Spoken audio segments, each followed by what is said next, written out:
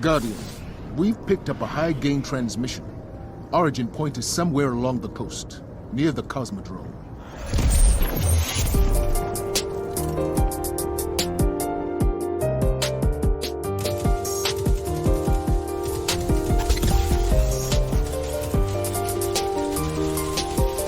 All right, man. Welcome, ladies and gentlemen, to Cosmodrome Radio, episode 43.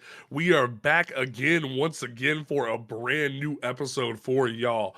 It is exciting to be back. We had a week, about a 2-week break, because last week, as y'all saw, we jumped into Crota's End on day one, and it was rather eventful, I would say. Rather eventful. I need therapy! We all need therapy after that madness. Oh my god! Like Crota, we was all talking mess. We all treated Crota like he wasn't shit, and then they said, "Hey yo, we done made him the shit instead of just shit." And I took that personal. They took that real personal. And the thing was, I didn't want to believe Blackburn during the after party. I didn't want to believe him.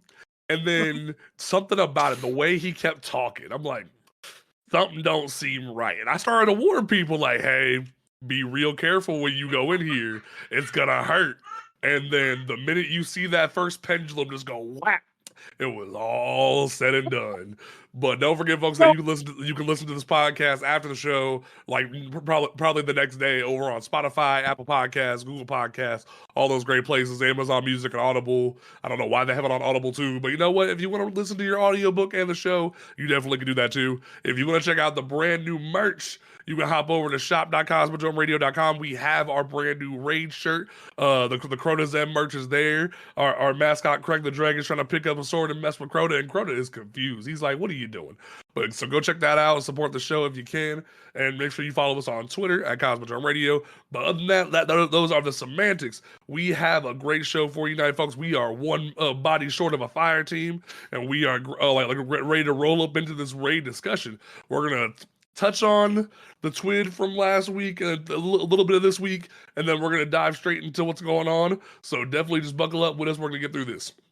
My name is Pan of the Paladin. I am recovering from being sick because Ohio sucks, but you know what? I'm still here. I'm kicking it to my, what is this? I got like 5 different angles here. So to my left, we have our special guest for the evening. She likes to be a PvP connoisseur, over here running people over in Metroplex, having a great time. DirtyTerminator, how you doing, girl? Hello. Thanks for having me. Most def. You want to shout out where you be and whatnot? I am in South Carolina. That's like on like the interwebs and whatnot. Don't you dox yourself? Damn it. You know, people. This is why I'm always gonna make myself look so dumb. No matter what I do. My bad. You sound so professional. Right. I'm the village idiot. Cool. No, that's cool. Oh god. Oh, my bad. No, you good. Oh, I'm on TikTok and Twitch. Same name. Hello. Sorry. Hell yeah. All right. And then to my right, we have the man who apparently suffered a whole stream with the dreaded lanterns and pendulums today, taking some of the clan as well as some of his followers in there today, and had a very well time. If anyone needs therapy after the raid, it's definitely Cajun. He went from being hella frustrated to going full Florida man on Crota after the contest mode went off. We're gonna talk about that for sure. But I got some takes on the Crota. Like, don't get me wrong, freaking Crota. What Bungie pulled off, freaking comments galore. But hey, what's up, everybody? Hopefully, y'all are having a good day and y'all ready for a good show. All right. Then we have the #1 fan of the pendulums, everyone's favorite Sherpa parent, Tower. How you doing? Oh, was Tower dead? Oh, Tower's muted. Tower's, why are you muted? I think Tower's dead. Okay, Tower must be doing something. We'll come back to her. Then we have the president of the Zevil Wrath fan club. He was our silent murderer in the raid. He has now christened himself Mothman after getting the new Hunter gauntlets this past few weeks. Dave, how you doing, bud? I am Mothman. Nothing else need to be said. Correct? I am Fair enough. Mothman. Mothman is I. Like We literally, are this one man of the just same. kept chucking names like a fiend, and he would just go Mothman, and it was the funniest shit, bruh. Yeah, keep spirits high. Okay, Yeah, I'm cool. back for all my like super awesome fans to adore. Don't forget to sing your tribute to Zivu. That's Especially that after is this week, make sure you time to Zivu because the battle is commencing soon. doesn't seem very happy recently. So we gotta perk her up. You keep her happy. All right. So Tower's headphones are currently like dying, so Tower will be with us shortly. So Tower, to shout out when you are back. Thankfully, everyone's cameras didn't go sideways when Tower just left. So I'm praising the heavens right now. So yes. All right. So, from last week's tweet, we definitely do want to comment on the fact that Bungie has announced they are going to be finally retooling Stasis after Stasis has been everyone's favorite. I made the joke previously that I forget what specifically it was, but like there are multiple different Jan Brady's of the Destiny fandom. But if anyone's the Jan Brady right now of the Destiny landscape, it is definitely Stasis, because Bungie hasn't been neglecting Stasis like it was the redheaded stepchild ever since Lightfall came out, and it has been horrendous. There's been diehard fans like me that has stuck with Behemoth for so long, and everyone's like, "Oh my God, Behemoth's busted in PvP." No, it's not. Stop it. You're abusing one fragment. Stop it. You're not funny. Like, Behemoth needs so much help. It's not even funny. Like, granted, do we still do crazy damage in, like, when it comes to boss damage occasionally for certain bosses? Yes. Riven is like hates me. But in general, I'm excited they're retuning some things. They said in last week's tweet, for our Stasis lovers out there, we have some things coming in regards to Stasis abilities for Season 23. Not only will the seasonal artifact feature Stasis perks, but there will be also be Stasis ability changes coming, including Glacial Quake, Frost Pulse, Winter Shroud, Glacier Grenade, and more. When I hear that, my brain is concerned that Bungie's gonna nerf Glacial Quake rather than improving it. And I'm like, Bungie, What? don't play with me. Like, what? Don't touch my Glacial Quake. It's already barely functioning as it is. Like, still treat it with respect. So I don't know what could be going on with that. But like in general, I'm excited for Stasis to get some love, because it's felt like the only people who enjoy Stasis right now are Warlocks and PvP. Otherwise, no one's really touching Stasis, and it's kind of sad. Like, even Silence and Squall has fell out of the PvE meta, and it's like, what's going on? So hopefully they address some of that. But I don't know. Like, see, how do you feel about Stasis might getting some love? PvE wise, it needs a lot of love, especially like the Hunter Super, Silence of Squall. It does not need to be nerfed in PvE. No. At all. Like, I agree with you. Okay, cool. Cajun, how you feeling?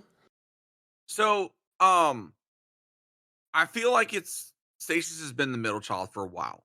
So basically, Stasis came in, brand new freaking baby. Everybody loved it. Then everybody started to hate it because of freaking all the interactions. Oh my God, it was horrendous. And then the 3.0 subclasses came. Now, granted, I wasn't around for that, but it was like that was like the brand new child. The firstborn getting all the love now. And then we got Strand, and Strand's been all the rave, and Stacy's been off in the corner trying to play with the toys, and nobody's want to interact with it. But between some of the Stasis exotics getting reworks, number one, the fact, okay, it looks like Tower Mom's not going to be able to rejoin us, and the fact that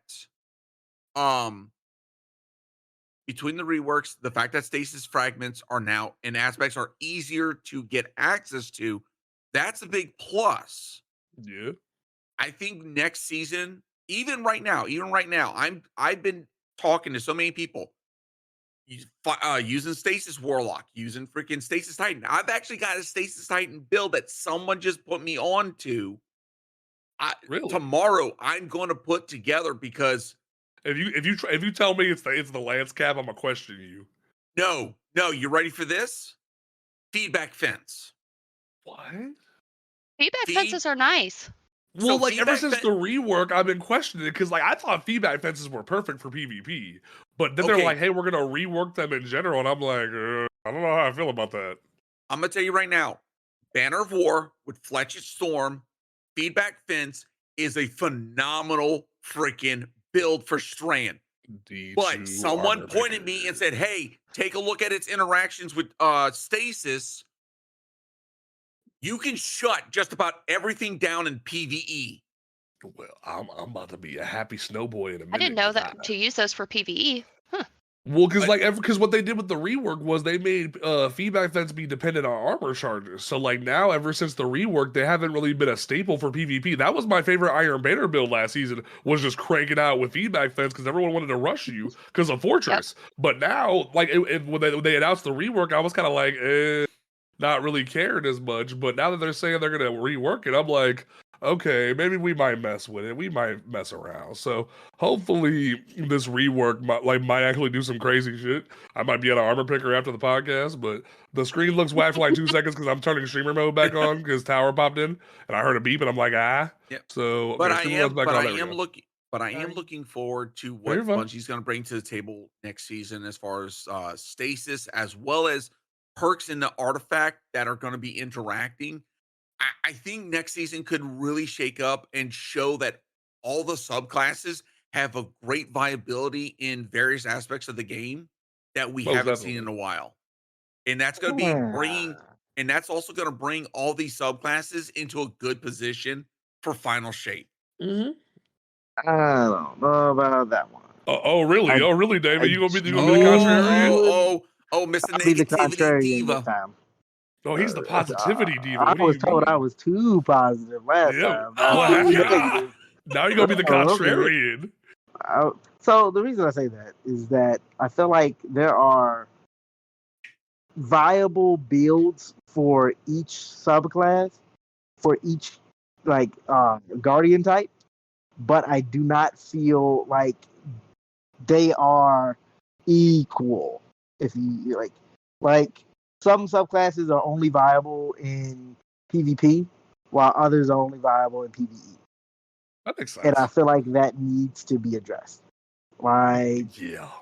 stasis is pretty chill because of the unshackling of renewal's grasp from Yes. hunters and stuff like some pretty cool like stasis tools that they implemented in the game. Like you can make some pretty decent stasis hunter builds, but genuinely nobody's gonna run that over something like Solar Strand or Void.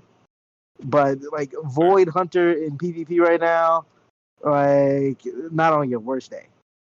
I not mean, on it's your still best day. viable because of the invis. It's viable, but is it like, are you gonna pass up something like Arc, something like Strand for PvP? And that's kind of the issue. I think hunters and a lot of other classes like deal with in the game is that you have viable options for each subclass, but big picture wise, a lot of people aren't going to give up some of the other options, and that really just diminishes the viability of the classes altogether. Well, with Void Hunter, it just depends on your build. Like you can run Gemini Jesters with Invis and do just fine with the Chaperone. Ooh, I do yeah, that Gemini. all the time. But you Take away the know, radar. isn't Gemini at because- Xur right now too? Like that sounds terrifying. Gemini Jester is actually really good with Arc too, but a lot of people don't use it. If you run it like with like a punchy build, you can really fuck people up. But That's fair. Yeah, that's build crafting. But like legit, you still have to like compete with other really good exotics and other really good builds. And that's not to say that a lot of people won't do that. I'm just saying, like, genuinely, I think Bungie needs to reevaluate like the way that they build things for classes. I think hunters are too like neutral game viable. They don't really have identity builds like. But Dave, I want my stompies. Oh God, a piece of trash. If you need No. stompies, you should throw them in the garbage. Take them off. Take them off. things are garbage. I need my Stompies to survive, they'll say. But that's the thing, though. Like, Stompies aren't that good. It's the same issue like Antaeus. There really aren't Listen, hold on. Now you speaking genuinely- blasphemy. Now you I mean, speaking blasphemy. like genuinely outside of like a couple niche picks. See, there if you really said aren't Synthoceps, I can respect that comparison. Uh, But Antaeus are a little bit differently, where they're similar to, say, something like Gemini Jester or something like that, where they were hella niche and no one played with them. But ever since people saw, like, oh, you can counter things, you can actually do things with them. Because we were talking about before the show, how no one touched Antaeus, no one cared about Antaeus, but the first time they saw that you could block a main ingredient, it was off to the races, and everyone said we needed to have Antaeus. And I swear by that statement that nobody cared, because Antaeus saw no buffs, no nerfs, no crazy thing going on since they were nerfed originally, because that shield used to be huge. And now it's like, nerf Antaeus, but Antaeus didn't do shit. Antaeus was sitting in the corner. No one cared about Antaeus. But now that it can block a Nova Bomb, everyone's freaking the hell out. And it's like, I'm sorry. I thought Antaeus was in everybody's vault. What happened?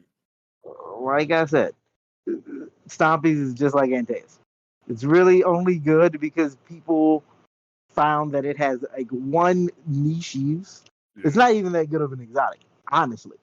It's just the buff that it provides allows people, hunters, to be a little bit better at the core mechanics of the game. That being moving and shooting. Like, outside of that, what else does it do? It just makes your jump and your slide better. Like, legit. That's it.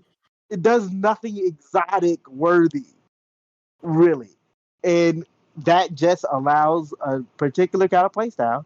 If you can get in people's face and throw off their fine motor movement, motor control, and like legitimately just kill them quickly with a shotgun or a fusion rifle or whatever.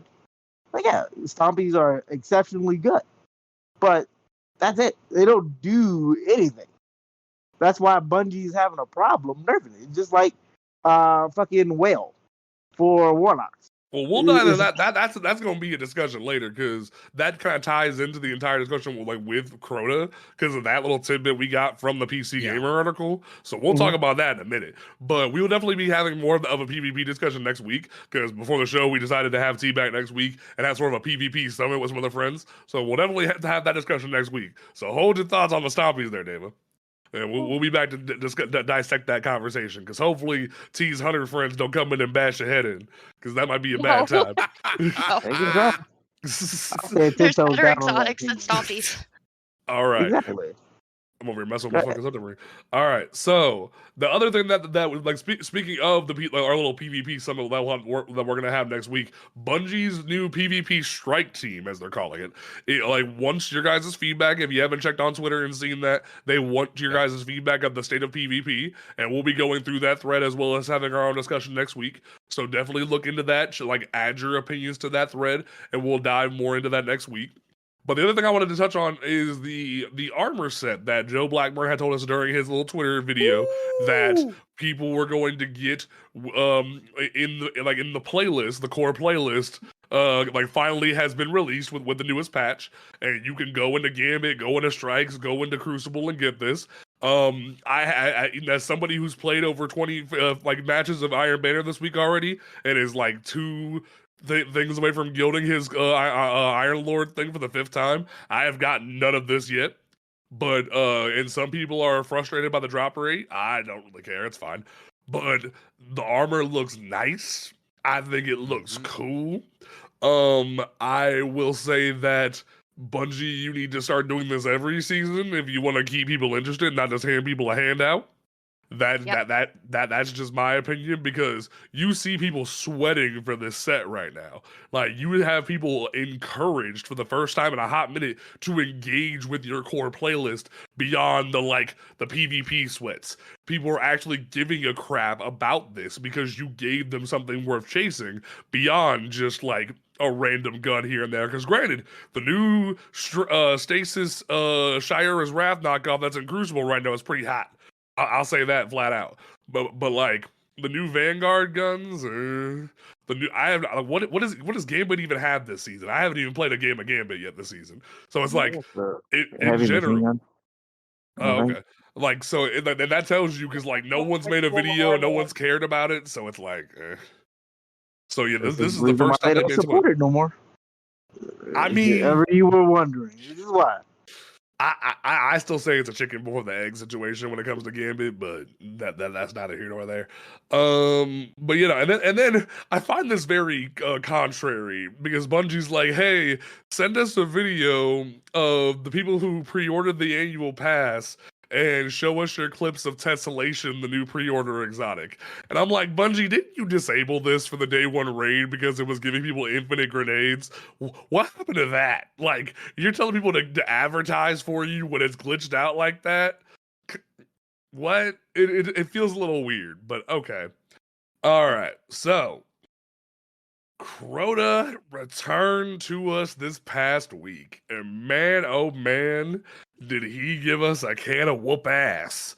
Not only did we see some of the craziest teams racing to go in and see if they could get the new belt. Clan Elysium has come through for the 4th time and claimed that belt, and they have proven once again that they are not able to complete contest mode as well as challenge mode.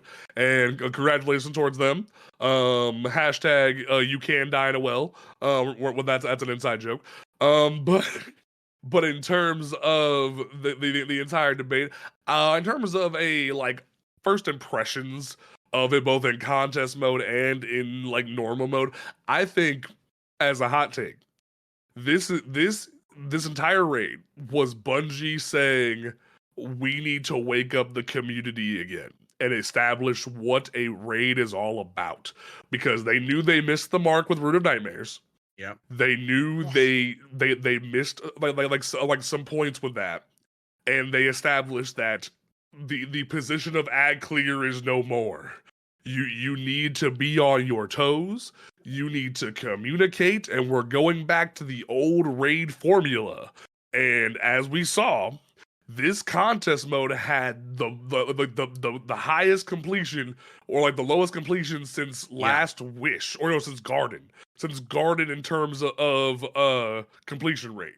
Not just like overall, like just an overall completion rate of since Garden. And that tells me right there that we're in a healthy place where we are establishing contest mode back to what it should be. And the thing is, between me and Cajun and Dava, because we were all doing contest mode, we didn't even finish.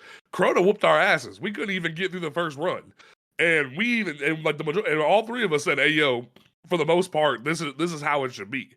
Like we have some like differing of opinion, and we're going to discuss that. But overall, I will say flat out, this is just how contest mode should be. Like, regardless of how you feel about the challenge mode, like the challenge, having to go back in and do the challenges, this was perfect. This was right on the nose. This established that you need to have your build perfect, you need to have your communication perfect, you need to have your game sense perfect, because they made you worry about that chalice. I saw a meme on TikTok where someone had like SpongeBob like with a bomb strapped to him, where he's like telling Gary he needs to take a bath, if the bomb's gonna blow up, he doesn't take a bath real quick. That's how that freaking thing felt. If you didn't like get that off somebody, they were gonna explode, and it was your fault, or it was their fault for not communicating correctly that they were about to blow up. So I love that mechanic entirely. So that's just overall opinion, real quick, before we dive into the overall discussion. T, you are our guest. How did you feel about going into this raid? I was pleasantly surprised. Me and my friend Void, we ran D1 Crota just as a refresher. Like 2 weeks before, and honestly, I was like, oh, this only took 21 minutes, right? We get in a contest mode. Hell no. It took us like 2 hours to get the lantern because we kept dying repeatedly. The pendulums, the meatballs were awful. And then like the low light level too, and the champs, and the thing is what makes this raid so much better than the other raids is that everybody is always having to do something, and that's what Destiny 1 had, and that's what Destiny 2 sort of lacked a little bit. So nobody was just sitting there doing nothing in the raid besides shooting ads. Exactly. Okay. It was impressive. Tower, you went in with us post-contest mode, and even you were getting swung around by those meatballs for a fun time. How did you feel about your overall thoughts of this raid? So, having not done D1 Crota, I knew about Crota because I had done the Dark Below story missions and stuff, but I really enjoyed it, even though, yes, I was getting frustrated at the stupid lanterns and the fucking meatball. But I actually really enjoyed the experience. The only gripe that I have is the fact that Bungie has made the essence of Oversoul RNG based. It is one Oversoul guaranteed per account per week, and then the rest is all RNG based. I did not know that. Yeah, they confirmed it on Twitter, and I was like, "Oh, that's interesting." I'm not happy with that. I think at the very least it should be 2 guaranteed per week. I think it should be 2 per character, to be honest. Especially if they're gonna make it 20 per for the gun, and then 30 for the whatchamacallit. No, it's What's another 50 for the catalyst. For the catalyst. Oh yeah, no. It should be like 2 per character, not 1 per account. That means casual players, if they can't find a raid group, they're gonna take them an eternity just to get that gun. Even with our raid group and the fact that we've been running Crota a lot, I got 4 on my first clear, and then since then I have only gotten a 2. Dang. I should not have to be raiding multiple times a week and not even be guaranteed. At the very least, even if they don't make, it RNG based, it should at least be 1 per clear guaranteed. I think it should, if anything, should be 1 per encounter. So yeah, no, it's a little weird like that. Now that would be on the higher end, 1 per guaranteed per encounter, but at the very minimum, 1 per clear. The absolute minimum, not 1 per account per week that's guaranteed. Right, because I can see them not wanting people to abuse it, like do Crota farms or something like that.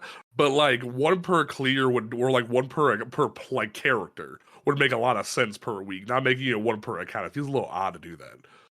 Yeah.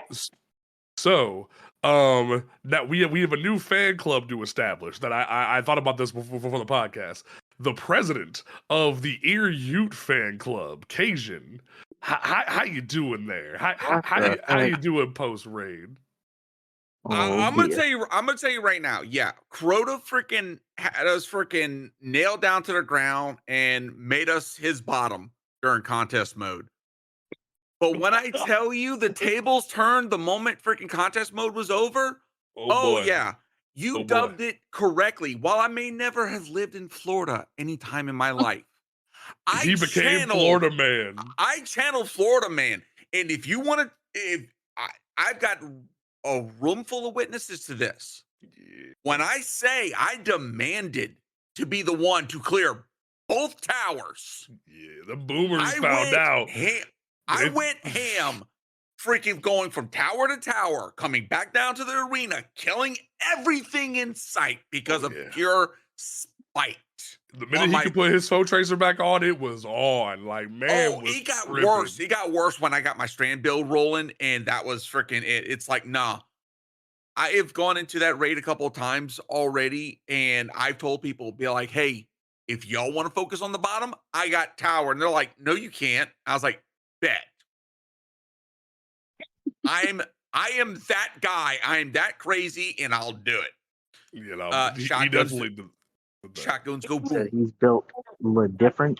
He's built a little different. He channeled his inner Florida man there. It was very impressive. God, when we saw that damage freaking score at the end of freaking he Crota, was the top damage score. He was hitting 6 mil multiple times, and it was like, oh my god. Yeah. But so contest mode felt freaking amazing. Like, look, I know we didn't get past freaking Crota. That should be a testament of how freaking difficult. And when raid reports came out and showed us the stats on that completion rate, not just for normal, but also for the challenge clear, that spoke volumes to what Bungie did. Now, there were a lot of people, and I had to correct some people that just flat out said, Bungie didn't do anything different. All they did was freaking up the light level. No, they didn't. They didn't. If you go back to the showcase, Blackburn touched on this. He said that they want to get the raid for final shape perfect.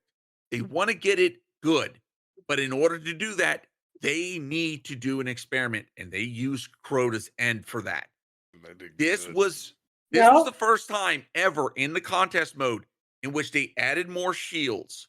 They freaking made the AI, the mobs, more aggressive than ever. They added new mechanics with the pendulums because they weren't in D1. The raid itself, yes, they added new mechanics. They redid everything while keeping a lot of the original.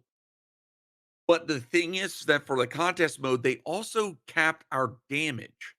Now, like I said, all these experiments were for the first time ever in a contest mode. So this set the freaking stage to what to expect come freaking final shape raid, whatever that is going to entail. But even then, the raid itself, Crota's End, kind of redefines what type of raids to expect from Bungie. I definitely agree with that. Because the very first encounter is a wake-up call to everyone, okay? To all you ad clears out there. No.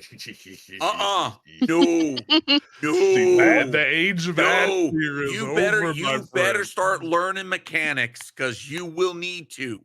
Yes. Okay, for all you people, hi, I'm one of them that suck at jumping puzzles. Guess what? You kind of really need to get a little bit better because this is where the end game is starting to get to. And we're not saying this as the gatekeep. We're telling you this to prep you and make you aware of what you're getting into. Exactly. Crota's End is a day and night scenario from D1 to D2. Yeah, absolutely. I agree. Yeah, and like they even the bridge, like other than having to literally use strand mechanics to shoot yourself into the up into the skybox to drop down, you can't cheese the bridge. You can't cheese or solo the first encounter. The low man groups have established you cannot solo the first encounter. You can like solo, duo, and trio the other encounters, but I don't think you can't even solo the bridge. I don't think they have made it very hard to toy with this raid. You can do a lot of things. You can solo Crota. Solo Crota's already been done. It's like that they've established this. It took like a half an hour, I believe. But like they've established certain things of you're not doing solo and lanterns. It's not going to happen. And I appreciate that they put challenge back into this where you have to rely on the teammates the way the raid is supposed to be. So now, Deva, the silent Mothman of the raid, the contrarian. I'm not contrarian. I'm just looking at this. I'm trying to be objective here. Okay. And objectively, whilst I do agree, like the difficulty of contest mode, Crota's End was phenomenal. I really enjoyed it. I had fun. I do think it was a bit skewed in what it's supposed to be. I think they need to redefine what it is the contest mode is supposed to do. Like, I feel like if Crota's End was built like Ron, in the sense of like you complete the raid, all encounters of the raid, you get the emblem, and that's it. Sure, I feel like it would have been perfectly fine. However, that's not what this particular raid was. Like, completing the raid was not the goal. It was completing challenge mode, right? Right. And with that being the like objective marker for what the raid was supposed to be for day one, I feel like it was too hard. And I feel like Bungie could definitely dial it in a couple ways without necessarily changing how they did it, but just changing like the way that they handled the contest modifier this time around. I Interesting. think since beating the raid on normal mode was the buy-in to get to challenge mode, I'm gonna be honest with you, I'll call a spade a spade. Half the people that cleared it, I'm not gonna say half, a lot of teams that cleared the normal mode were just teams that wanted Necrochasm because Necrochasm was like guaranteed. So a lot of them just went and got Crota checkpoints, beat Crota, and then walked the fuck away and didn't care. Which And I think I feel was a cool incentive for a lot of people. Like, hey, you may not get the emblem, but you get the gun for free. Other people have to like do the quest for it. I think that was a cool. It was I think it's a very interesting way to handle it. Like personally, I think it's really cool. Like, sure, going forward, make the day one clears, get the exotic guaranteed. I think that'd be fucking dope. But you got to put some fucking like requirements on that. You can't just go to the boss, beat the boss, get the thing. That's fair. Like, it should have like you should have had to do the whole checklist like in the triumph in the way like everybody else had to get the door to challenge mode for that. I definitely agree with that statement. Yeah. But my thing is, I feel like they even just by changing the way that they handled it, by making Necrochasm the like reward for completing challenge mode, you get Necrochasm for free, guaranteed, and changing it from that and giving the emblem on completing the normal mode. I think that would have definitely made this difficulty a lot more worthwhile, because teams that really put in a lot of work just to get through normal mode and didn't actually make it through challenge mode, they walk away with effectively nothing. They got the gun show for their. That's They got very the gun, true. but the gun, people are gonna have it in like what, 2 to 3 weeks from now. Everybody's gonna have a gun. So then what do you have to show that you did the right? That's fair. And like you mentioned this on Tuesday, and I wanted to like speak on this because I touched on it a little bit when we were on stream, and I think the way like you're putting this is like the deck is sort of stacked against it because the comparison I gave was Vogue and King's Fall. If you look back at contest Vogue and the challenges that were put there, the challenges were very difficult. But the difference between Vogue's challenge mode and say Crota was we were in a broken meta. We had double slugs doing tons of damage, and we had Anarchy at its prime. And we had Anarchy at its prime when Breach and Clear was a thing.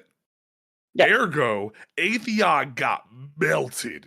Like, if you go watch the contest mode footage for that day, Atheon got deleted.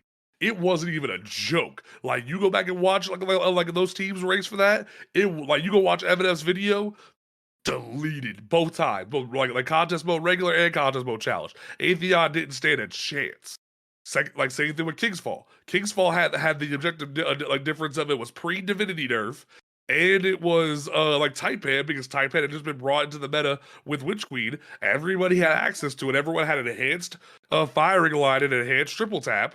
And they had different mods that were still in play, like the different elemental like the elemental well modifiers that were boosting everybody's damage because like you were able to throw a stasis ability or throw a void ability, get a giant boost of damage. I forget what the mod was called.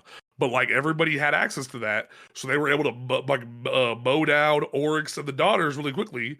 And versus here, where you have a variety of different weapons, but no clear DPS strat was the top pick.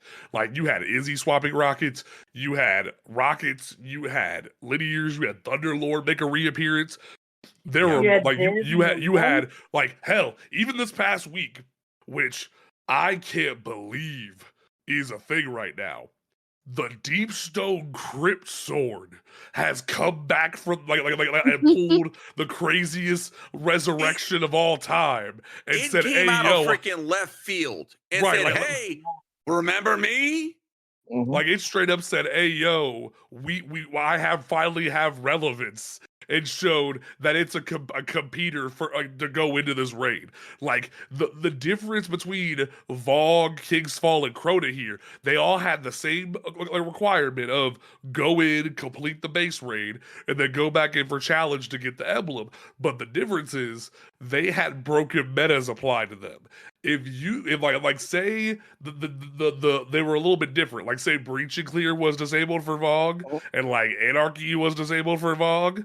Vogue would have been a whole different ball game. Same thing with freaking King's Fall. If those elemental well mods wouldn't have been in play, and Taipan would have got disabled or something like that, whole different ball game. So I feel like the challenge was still there. The same requirements were applied for all three scenarios, but the difference is Crota is the only one that wasn't put in a real in a busted situation, and I think that's why it's judged differently. Otherwise, okay.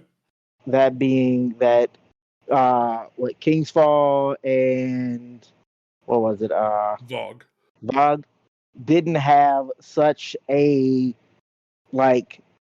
eye on capping power.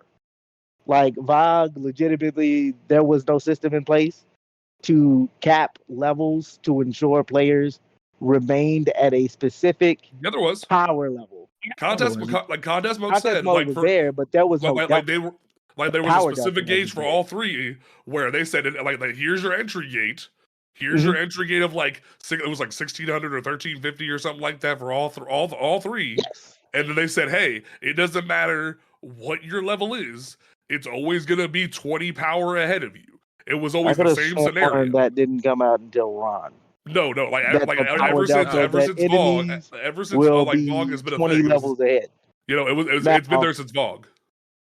Yeah, I think it's been there since Deepstone. Actually, I think it's been there since either. I think that has been since Deepstone. Yeah, I don't think so because I remember that being like a really big talking point around Ron.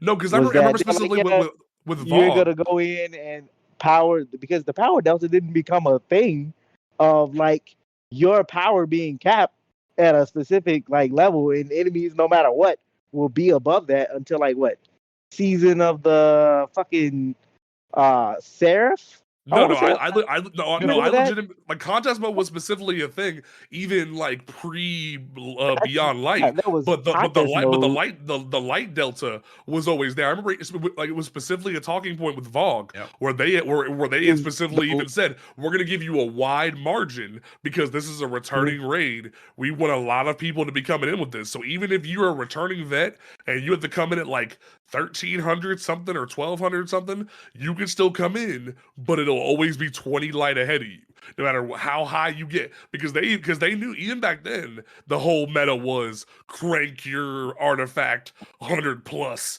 and get higher like it was GMs, and even then they said it doesn't matter if it's higher, you're 20 levels permanently above.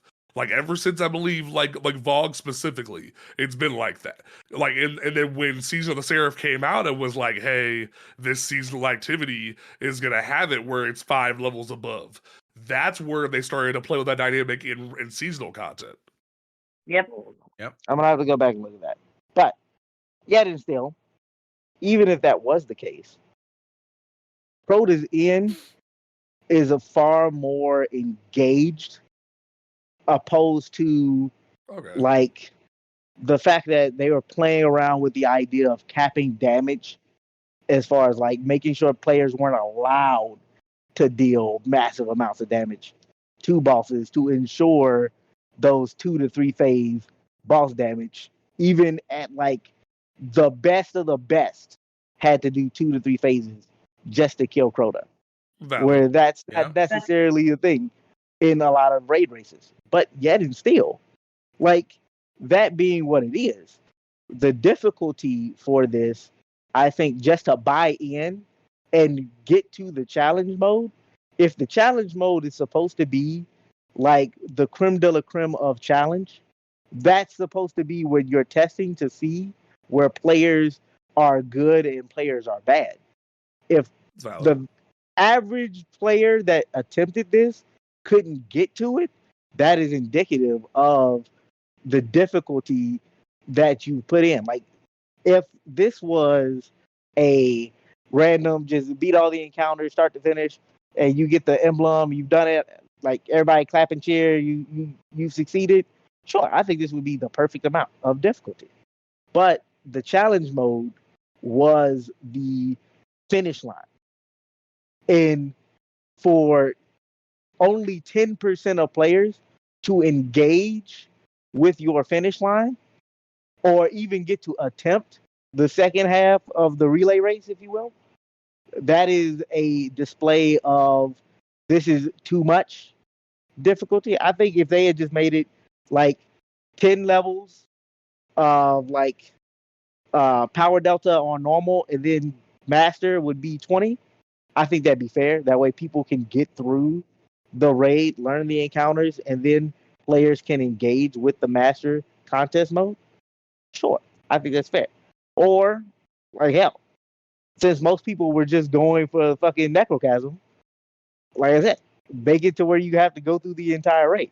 There's no reason why the vast majority, a large majority of players struggle on one simple encounter for 10 plus hours.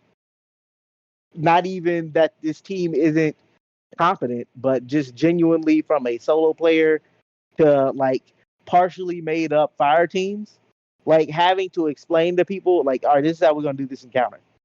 Give it a couple attempts, and those people leave, and you got to find somebody else.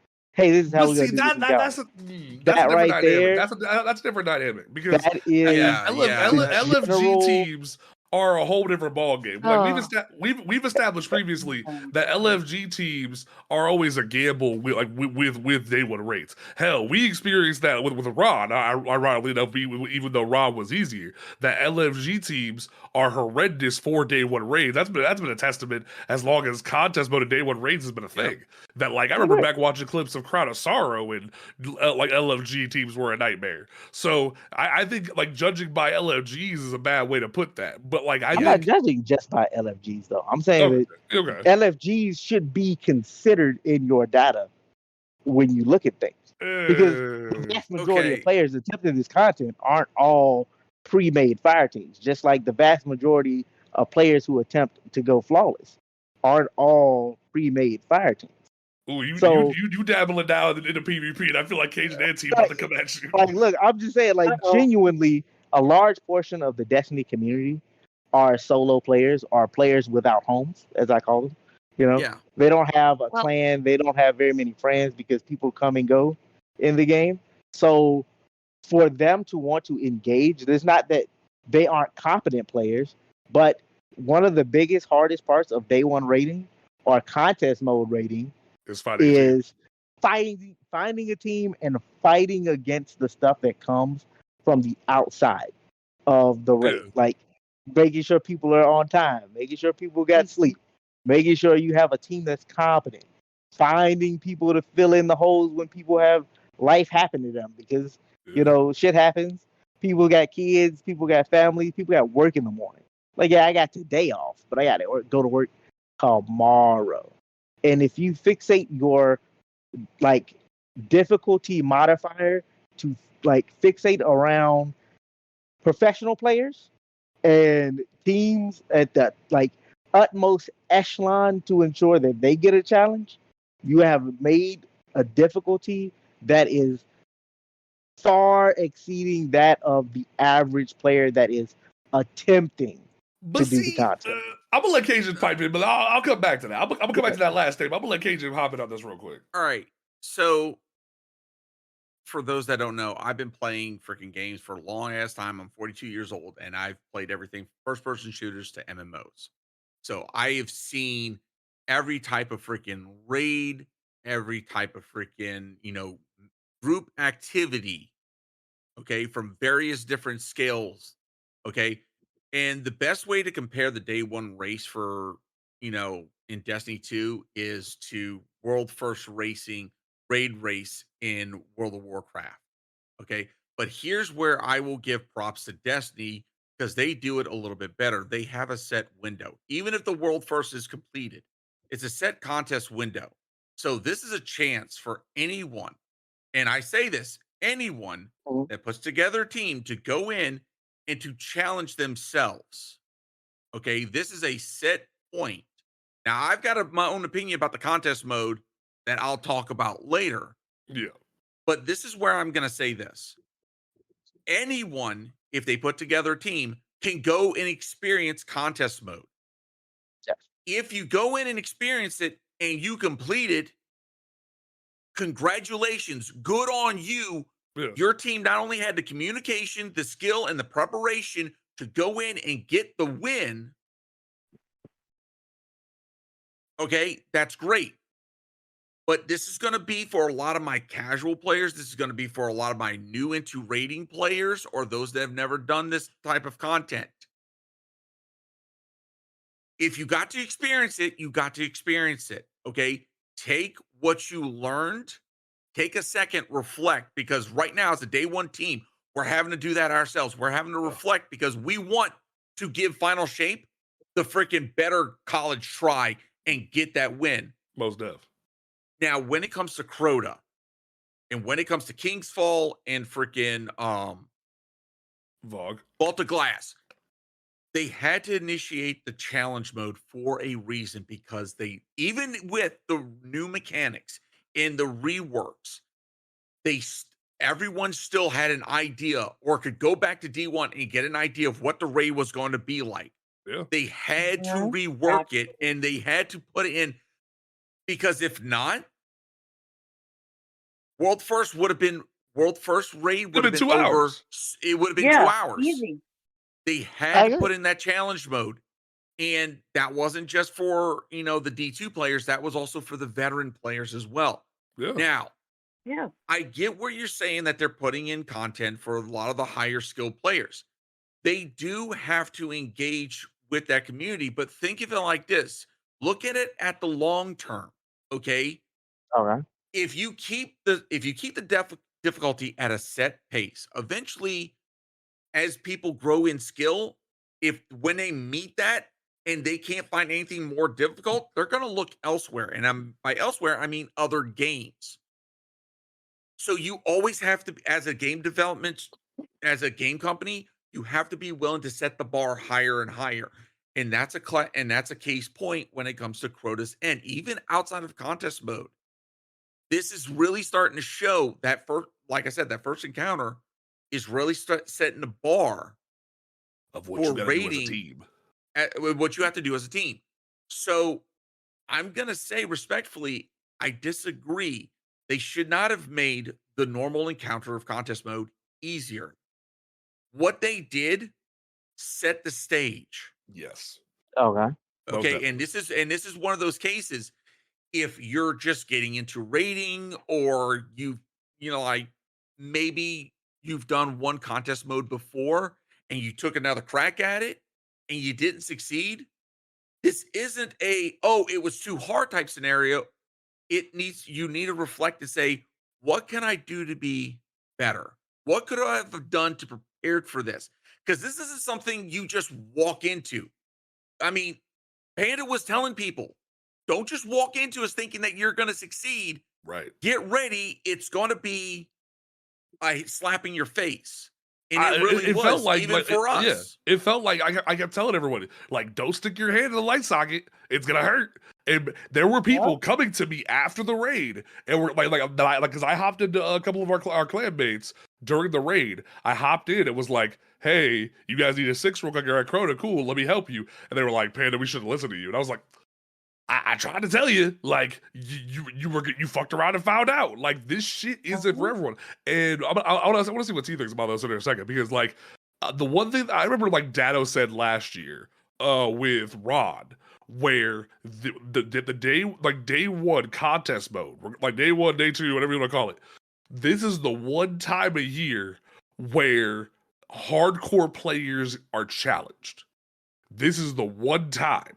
Everything else throughout the year, whether it be like dungeons, seasonal activities, whatever, is wrapped around for casual players.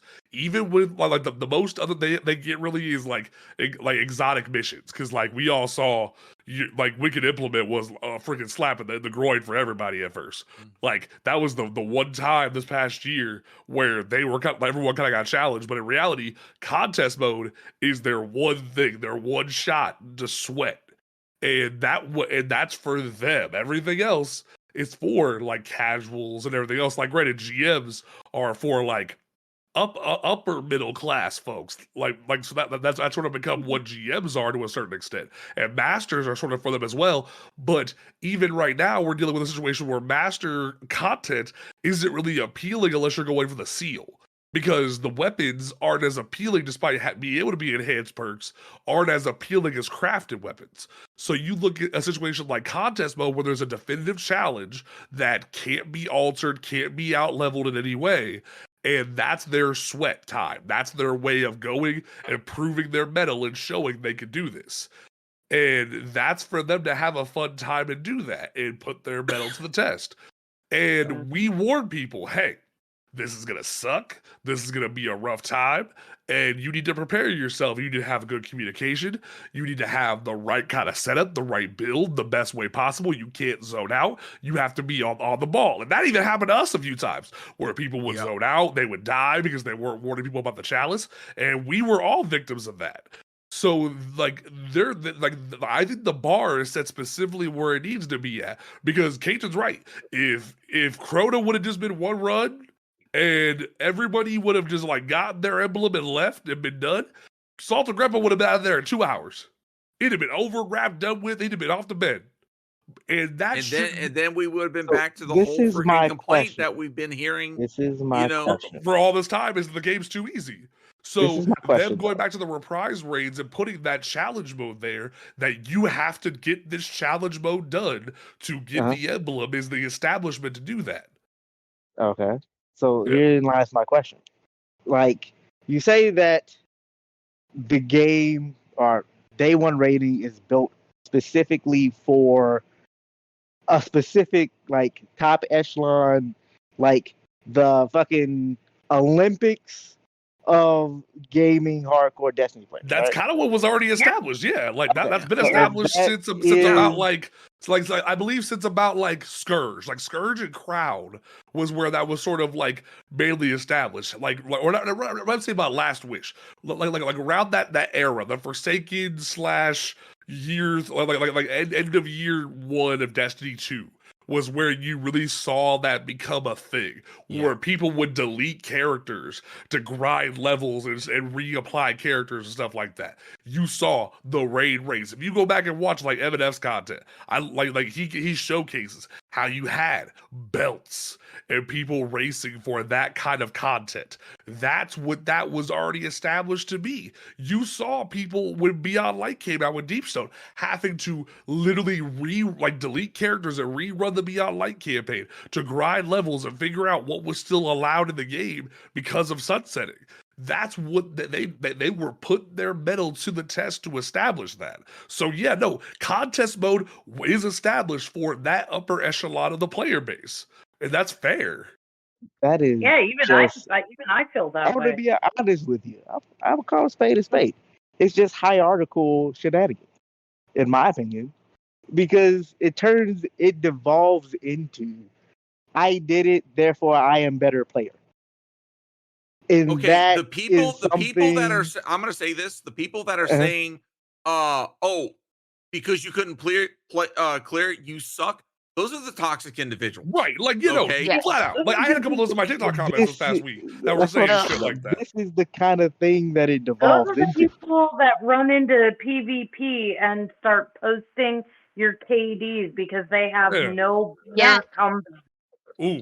I agree. I perfectly agree. But that's what I'm saying. This is the kind of thing that it leads to. You demerit the actual value of it because people stop looking at it as this is supposed to be our time to have fun, and people start looking at it as this is my time to show that I'm better. And that is why I am a firm believer of set a standard of what a player is supposed to be able to do.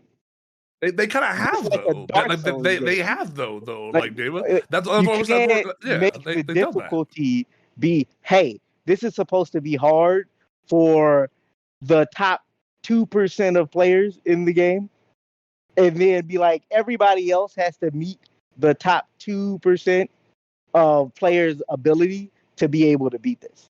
That Okay. is It's in and only of one or itself two illogical. Like, Tower, even what do if you you think? were to make that, Hold on, David. Tower, what were you gonna say? I want Tower to speak on this because she's if anyone's the queen of the casual player here, Tower can really give her perspective on this. I want to hear what she wants to say. And then she got quiet. What happened? Tower, no. Tower. But I'm No. not saying that it needs to be so casual that anybody can do it, but I do not believe in balancing a game solely for 10% of the game to have fun. That just But doesn't here's the exist. thing. Here's the thing. You're talking Even if about you were to do something like that with like Dark Souls, right? But here's Dark the thing, Souls is like the penultimate like group of games where people are like, if you can't beat Dark Souls, you just need to get good. I feel like you're doing a chicken before the egg. You're judging the community based off of bad eggs. I want to get your perspective on this while Tower figures our audio out though. Like I want to like get your like especially because David has one of the PvP toxicity side of this. Like, what do you think? I feel like a lot of the times when we come to issues that people are better is mainly ego, but there has to be a happy medium, and I feel like that's where Destiny 2 becomes a struggle between like what's a challenge and then what's too casual, and they're constantly going too far one way or the other. I also noticed that with like end game content, things are being nerfed at bigger players' perspectives. Like for example, Divinity. That was really funny to me. I didn't understand why it was being nerfed to begin with, but I mean that's my take on it with like endgame PvP. I just think that yes, it's supposed to be challenging, but at the same time, like you can't just cater to like the top 2%, like you said. And sometimes I feel like they do that about 50% of the time. I think it's like a 80-20 where it's like I think they do a pretty good job of it though, because like you have seasonal activities, you have dungeons and things of that nature that are broken up. Hell, up until like Season of the Seraph, you never saw a base content thing be 5 levels permanently above everybody. You never saw it. We even saw with Season of the Seraph, you saw casual players voicing their concern with Bungie where this was too hard. I remember when Season of the Defiance came out, people were saying, Bungie, this is too hard from jump. Like if you match made those first couple Defiant battlegrounds, ooh, God help you. Those were rough. Yeah. So like I understand that perspective, but it's like if that's if day one rating, excuse me, if it's like the one shot, do not let miss a chance to blow type of situation where like that's your one time a year to ball out and show your stuff. And Bungie has made it pretty clear since Vogue that like, hey, this is gonna be your permanent light level.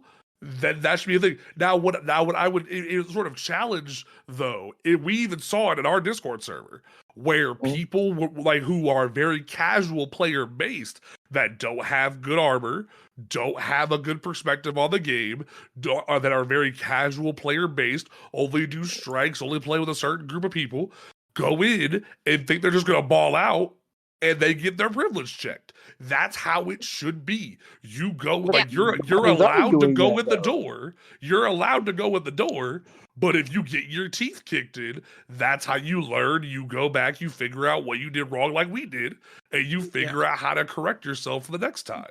And I think that's very fair. The thing that I'm saying isn't that the casual players who don't raid should be able to come in and absolutely like ball out. I'm saying that it shouldn't be like balanced solely for the enjoyment of the top like 10% of players that like literally play this game as their day job, right? Like, yeah, if you want to make it to where like it's balanced for the top 20, top 30% of players, sure. because then it's an obtainable goal. But like that's And what we if saw you though. come Only in- 44% of humanity completed it. It's still obtainable though, and that's It's what an it's just obtainable it is good. goal being that of like actually getting to the end. I Can do I- not think that this was obtainable at all. In the Can I- general sense of, sorry. go ahead. No, go ahead. I just want to ask everybody in here: do you know anybody that you know personally that got a day one Crota clear? I know one. A person personally. I've actually got 2 people that I know. I know only one. One of them's in our Discord text. That's sad, though, in a way, because at least you could get like 2, 3 people per person. But it's sad, we're like, oh, 1, 2. But at the same time, though, like, It's go ahead. because I a lot want of to let you finish. I don't think anything should be a handout. However, I do think that, some things need to be adjusted to like realistic standards because not everybody, people can play this game every day, but not everybody has the same time to dedicate like these top end players do. It's not like they want to be casual, they just don't have the time. Right. Like, people got families, jobs, things like that they have to tend to other than the game. Then But even some of the top tier players, some of them do have jobs. Some of them do have responsibilities and families. Some of these players are not sitting down playing it 24/7. And that's where a lot of people really need to I'm going to reference Fallout Plays because in the PvP thread with Bungie, a lot of people made assumptions that because a streamer makes a suggestion that Bungie's going to listen to them. So it's that automatic, hey, streamer here, bad. So I'm going to say this, that's where it kind of feels like we're putting this echelon of higher skilled players bad because of contest mode got a low completion rate. Well, I'm not saying I don't that. okay. I'm not even implying We get I'm not saying that it's hard. a contest mode. Sorry. We get a contest mode Okay. twice a year right now Yes. with the reprise rates. That's twice a year for everybody in the community that decides to jump in, give it a shot to test their Yes. mettle. Okay. Yes. It's for everyone. Okay. Now realize this raid, right? This Crota's End, free to play.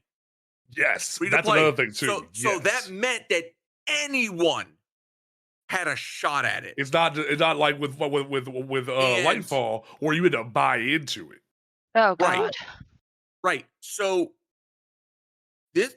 everyone had the opportunity. But could they have adjusted the difficulty a little less? Yes. Possibly. But at the same time, I think that this one in particular was in a really good position. Could they lessen the dial just a little bit at Final Shape? Oh, it's possible. It's possible given the fact that, it's Final Shape. We don't know. I want to amend what Cajun said as well.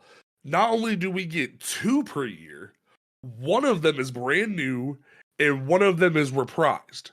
And on top of that, what do you offer the hardcore players that race to get the challenge mode done beyond the seal? Because once the raid race is over and once contest mode is over, everybody has access to the seal, similar to what you're saying about freaking Necrochasm, where yes, people can complete base contest Crota and get Necrochasm, but so will a few people in a few weeks. Here in a few weeks when Master Mode comes out, everyone's going to have access to the seal. What do you award? The day one seal is locked behind. No. I'm not saying not the emblem, not the emblem. The seal, like the sword breaker seal. What do you award the people who because anybody can get the seal in 2-3 weeks when Master comes out? Because if you look at the seal, people have to complete Master challenges to get that. So what do you award the people after Elysium that get the challenges done? Like that's why the whole thing with the reprised raids was established of, hey, we know this is old content, we know you have some familiarity with it, so obviously you're gonna knock this out and boom bam, thank you ma'am. There needs to be some other completion criteria to get the emblem, otherwise everybody and their mama can come through this with the right team. So what do we award them? That in and of itself is a skewed opinion though. Like, if like, correct me if I'm wrong. Are you saying that once the raid race is over, people are just gonna like bulldoze over the content, even with the contest modifier, or are you saying that people will just without the contest modifier? So Will just bulldoze over? I'm saying that once the raid race is over, contest mode is still applied, and Okay. to get the emblem, you have to still complete the challenges. So if we remove the criteria of what, like, if we move the emblem to base contest mode, what incentive is there to do the challenges? What incentive is there to complete the challenges once somebody crosses the finish line? There is none. Like, you just bust out Crota and you take your ass to bed. So That's why I said what you put the incentive is necrochasm there? So The you say, necrochasm. but Move the the necrochasm was already given to the for completing Crota. No, that's what I'm saying. No, like move necrochasm from just completing Crota to completing master, and move the emblem from the master to Crota. Like literally, So- just switch the rewards. So That way, that's players ass who backwards. want to beat it, That's ass backwards. people What you just who said, want though, to because show that they completed the raid on fucking day one when it was at its hardest, just normal, like any other normal raid would be. Like any new raid that comes out would have, you wouldn't have to go through the master mode. You would literally just come in, beat the raid, beat all the encounters, and then you get the emblem. But that's ass backwards to what you said earlier, where you said, "Hey, the necrochasm is going to be accessible to everybody in a few weeks. So what's the problem? Like where's the reward?" I'm saying the like everything with the challenge mode, those challenges will have to be completed in a few weeks for the seal. So what reason is there to do those challenges in contest mode when you can do them in a few weeks for master? It's really It's the just same. coming down It's the same thing. It really comes down to a convenience thing. Players will always, like when loot's on the line, you will always see players come out for loot that they deem reasonable and a guaranteed raid exotic to go through the challenge mode. And I feel like that's reasonable, especially with how Bungie handled the necrochasm. Was it the oversold shenanigans? I feel like you beating it on master and getting a guaranteed necrochasm is a reasonable like experience because you have the banner that shows you beat it on day one, and you like, look, I also got necrochasm. I get to play with it. I get to make all my videos on it, like everybody's doing in the 24-hour like news cycle right now. Like legitimately, you got the raid exotic without the hassle to do the thing that you were going to do anyway. The vast majority of people that actually completed or even attempted master, I would argue, were the raid racers altogether. Don't take the wrong way, David, but I feel like you're the kid at the Chuck E. Cheese counter trying to pick their prize. Like I'm not saying that. Like look, that's what that feels like. Is that like you're trying to pick your prize opinion. rather than like, because if we would have completed Crota, we'd have got necrochasm. Yeah. And that'd have been our prize. But you're saying been happy, you want the emblem. Like that's what I'm saying. Like, look, necrochasm's cool and all. And personally, if I had gotten necrochasm, I'd be okay. But I don't feel like this is the same level of difficulty. This isn't like something like Ron or Wish or Garden, where when the raid comes out, I feel like this is comparable to Garden and Wish. Yes, I mean in the sense of how like the day one went.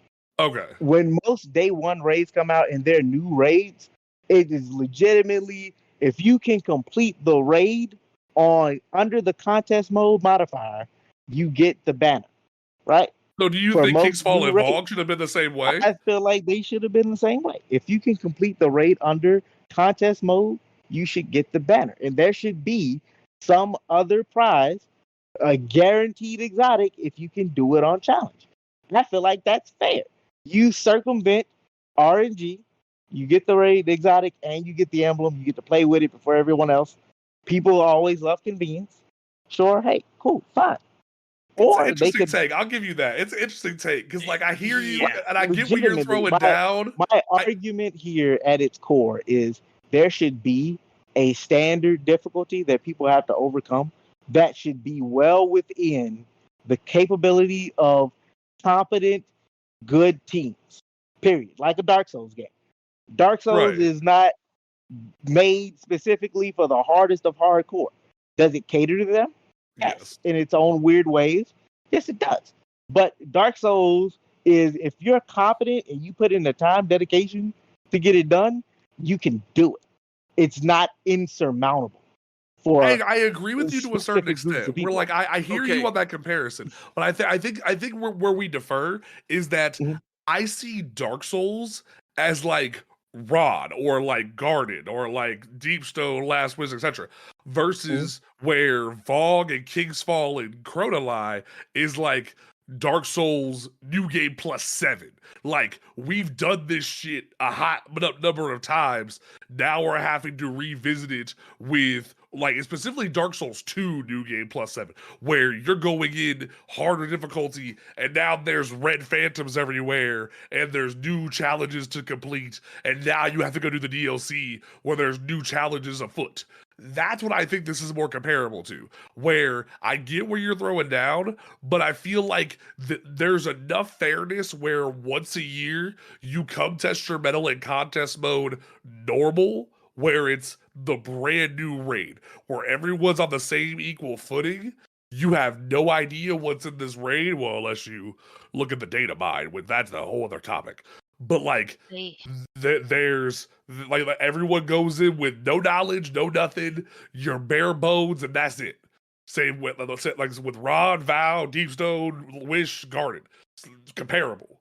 Versus with Crota, Vogue, and King's Fall, where most people who are in the contest mode have done this or have a comparable knowledge of this, because truth be told, I can walk into a GameStop right now and pick up D1 Vanilla off the used shelf, or walk into a mom and pop shop and go get it right now, or eBay, and then load up a PS4 or PS5 and go do Crota, Vogue, and King's Fall right now. The only one we don't have is Wrath. So I Bring think it back. Bring it back. Bring it There back. we go. Like, I was and the same rule. Personally, but that's just me. Yeah, and I think the same rule should be applied for Wrath, where enough people have an idea of what I think it was Sepix, have enough. No, that's not Sepix. That's something else.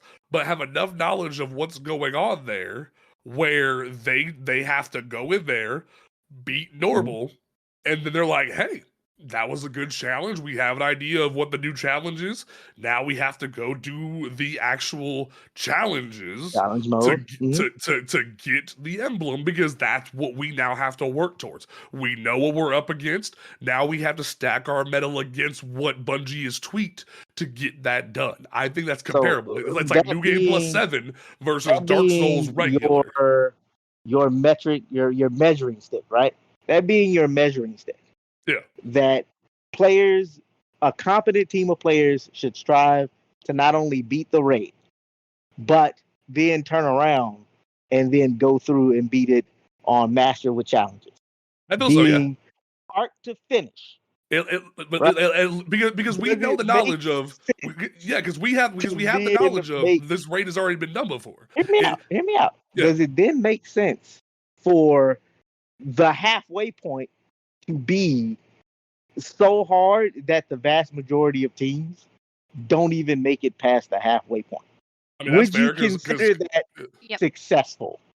I would say so, because like the percentage rates for completing, because some people didn't complete King's Fall a day on Reprise. Hell, I was in a team of people for Vogue Reprised that couldn't even get in the door of Vogue.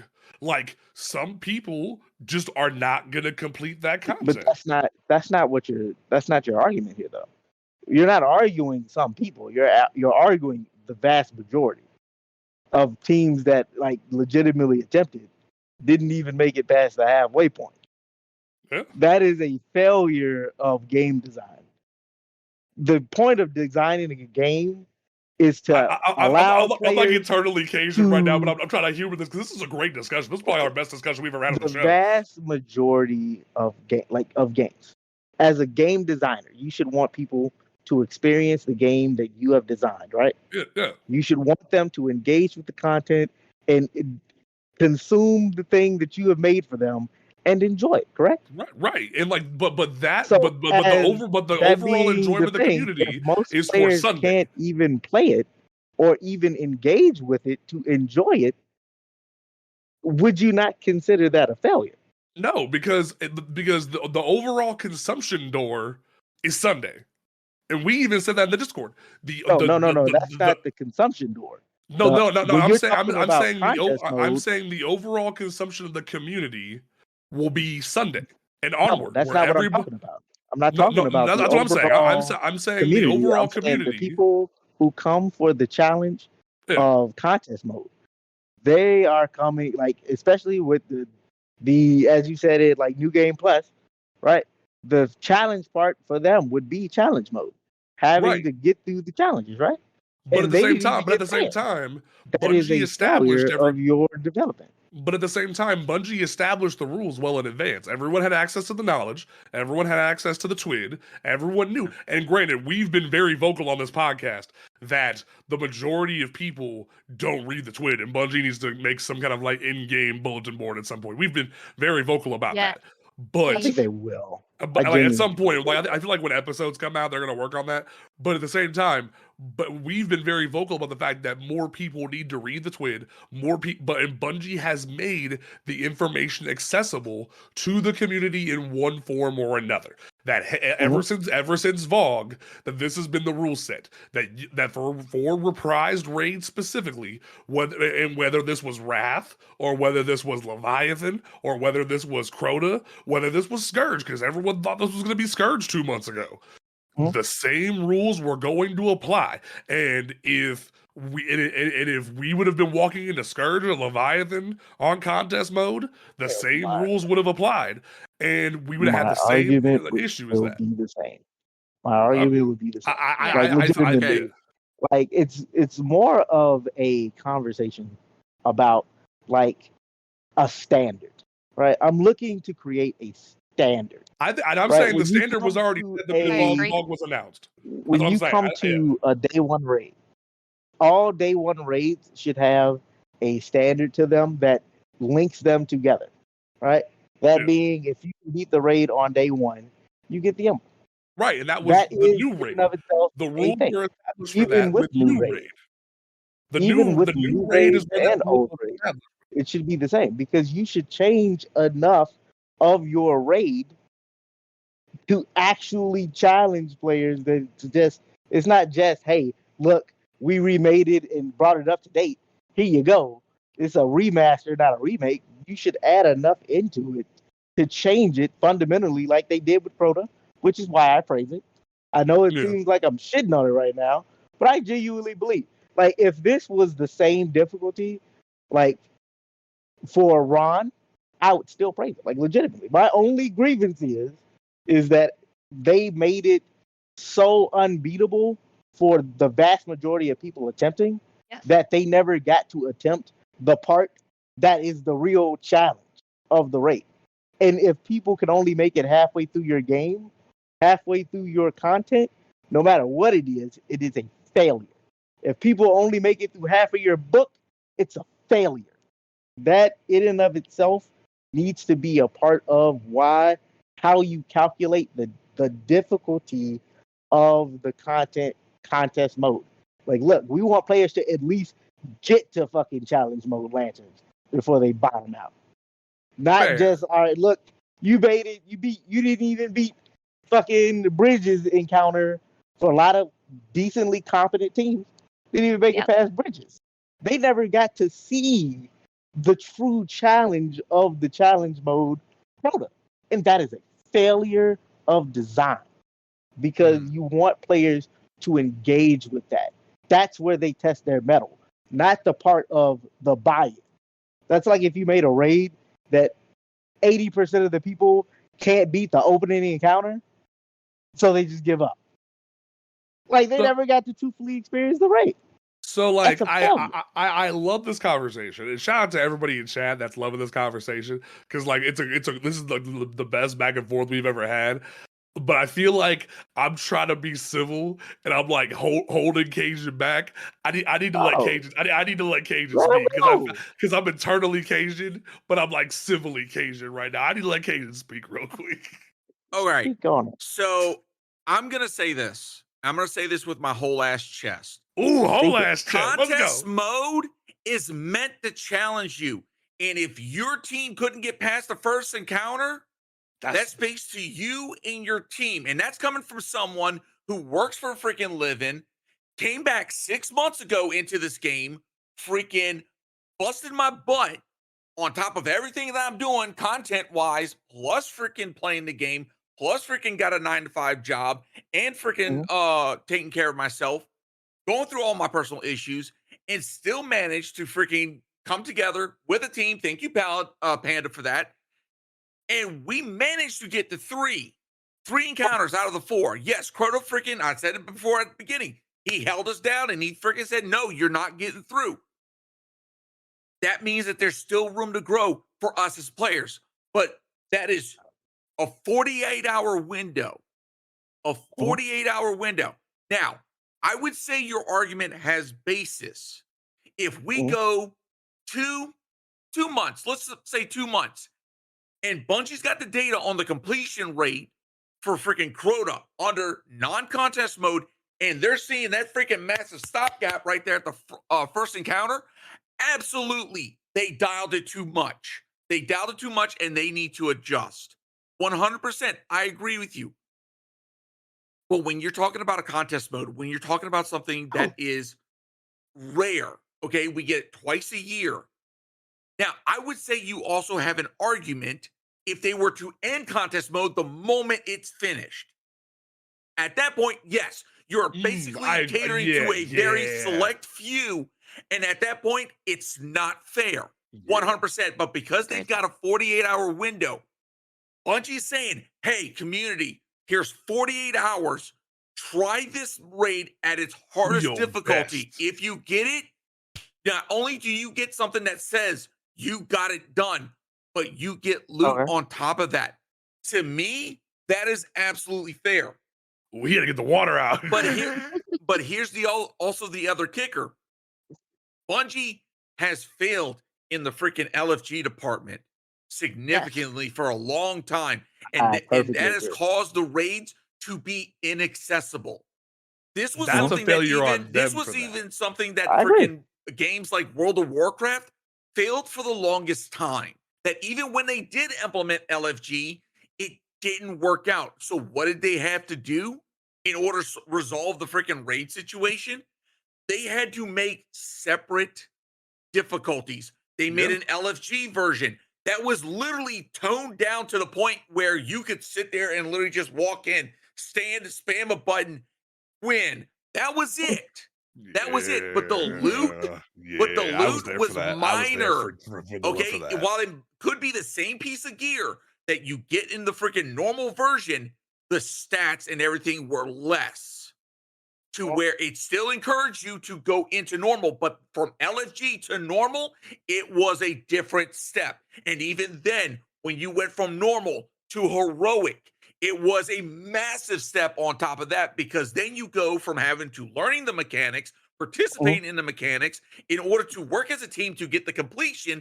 When you went to heroic, you were testing your mettle, you were testing your communication, your skills, your game sense, your knowledge, to the point where when you got that clear, you deserved it. You didn't get carried.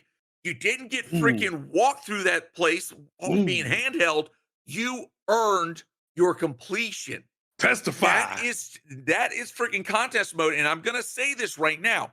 Bungie, keep contest mode in. Put it on the rotators. Put it on the freaking rotators.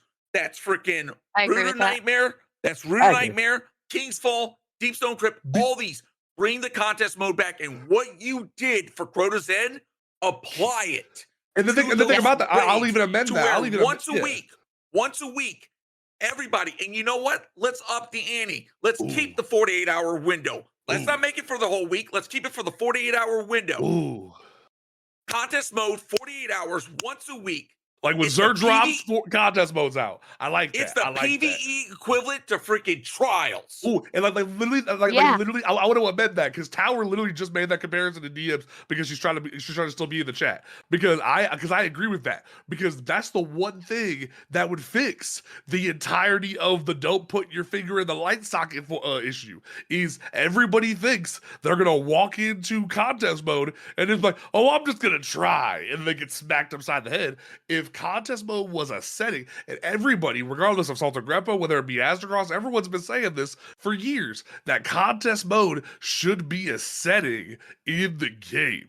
And I like that Cajun just said that, and that Tower said it, is that we need to view, and like, remember, I've said this before as a comparison, that Bungie needs to explain elimination in PvP to casual players, that this is the starting entrance before you go to trials. And that's one thing that Bungie has failed on in PvP, is not having a Shaq sound-alike explain to players, Guardian, this is where you go before you go face Osiris. Like, that would fix so many problems. You would see less people with horrible weapons and no exotics walking into trials and getting their butts kicked and feel like they're being gate kept. They would have a area to go get loot and establish their place in the elimination first. Same comparison here. The whole point of challenge mode is, hey, you've raided before, you come in, you do the thing, and then you come in and you with the crack team and do this whole thing for that. And I don't get it twisted either. Dava's not even saying we're wrong on that side. Dava's advocating for a reward that's attainable for the people that reach for the goal. I'm not even like going for the reward. I don't care about the reward. Like whether you get an emblem or not, that's not my problem. I don't care personally. My issue is what is the standard that they want to implement as to be like, what do you need to have, like what echelon of player do you need to be able to complete this thing? It cannot and I'm saying the top 10%.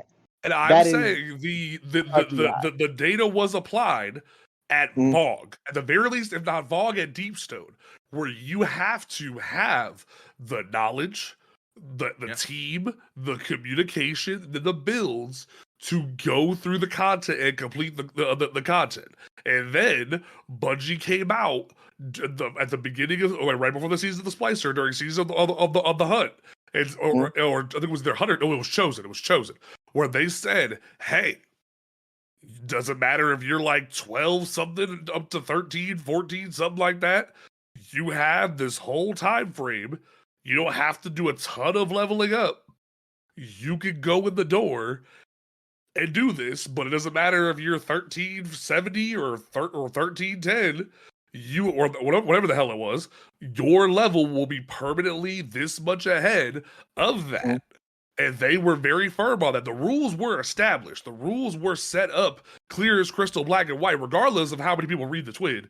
The rules were established. Same, like a perfect comparison is when Bungie implemented the flawless pool, and no one wanted to read the twin, and then people didn't know how the flawless pool worked. So everyone listened to every content creator and got pissed off at the flawless pool and thought the flawless pool was the devil. When in reality, they didn't even know how the flawless pool worked to begin with. Yeah. And then when you saw when they took the flawless pool out of the game, like people didn't even know the flawless pool was gone. The first 2 weeks of the new system, people were like, "Cool, we're gonna go in on Sunday and go get our flawless." No, you not, motherfucker. Like that's what happened, and it's it's partially negligence because the rules have been it's there the whole time, but because Bungie doesn't make more avenues to distribute the twin, that's a partial failure on Bungie. There's blame on both sides of the table. I'm saying the reprise championship rules were established the same as the new championship. The failure for a lot of people is that they don't know the rules. And partially that's Bungie's fault, partially it's the player's fault for not enlisting the information. We saw it in our Discord that people didn't know what's up. They didn't know. There was somebody in the Discord today that didn't even know how to craft a weapon because they didn't read the twin and figure out how to craft. there's certain things that people have failed on because they haven't done the research that people need to do.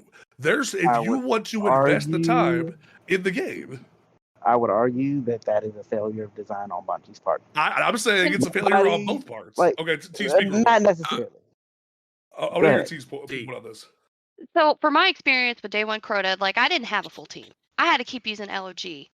And, I know it's an extremely hard raid and, that it's a lot harder when you have to pull people that you don't play with or anything. If they can make like some sort of system that have requirements before you join an LFG, because that really held me back. This guy came in with tier 2 resilience and fucking Rat King to Crota. God. Let's go. My boy said he was hell.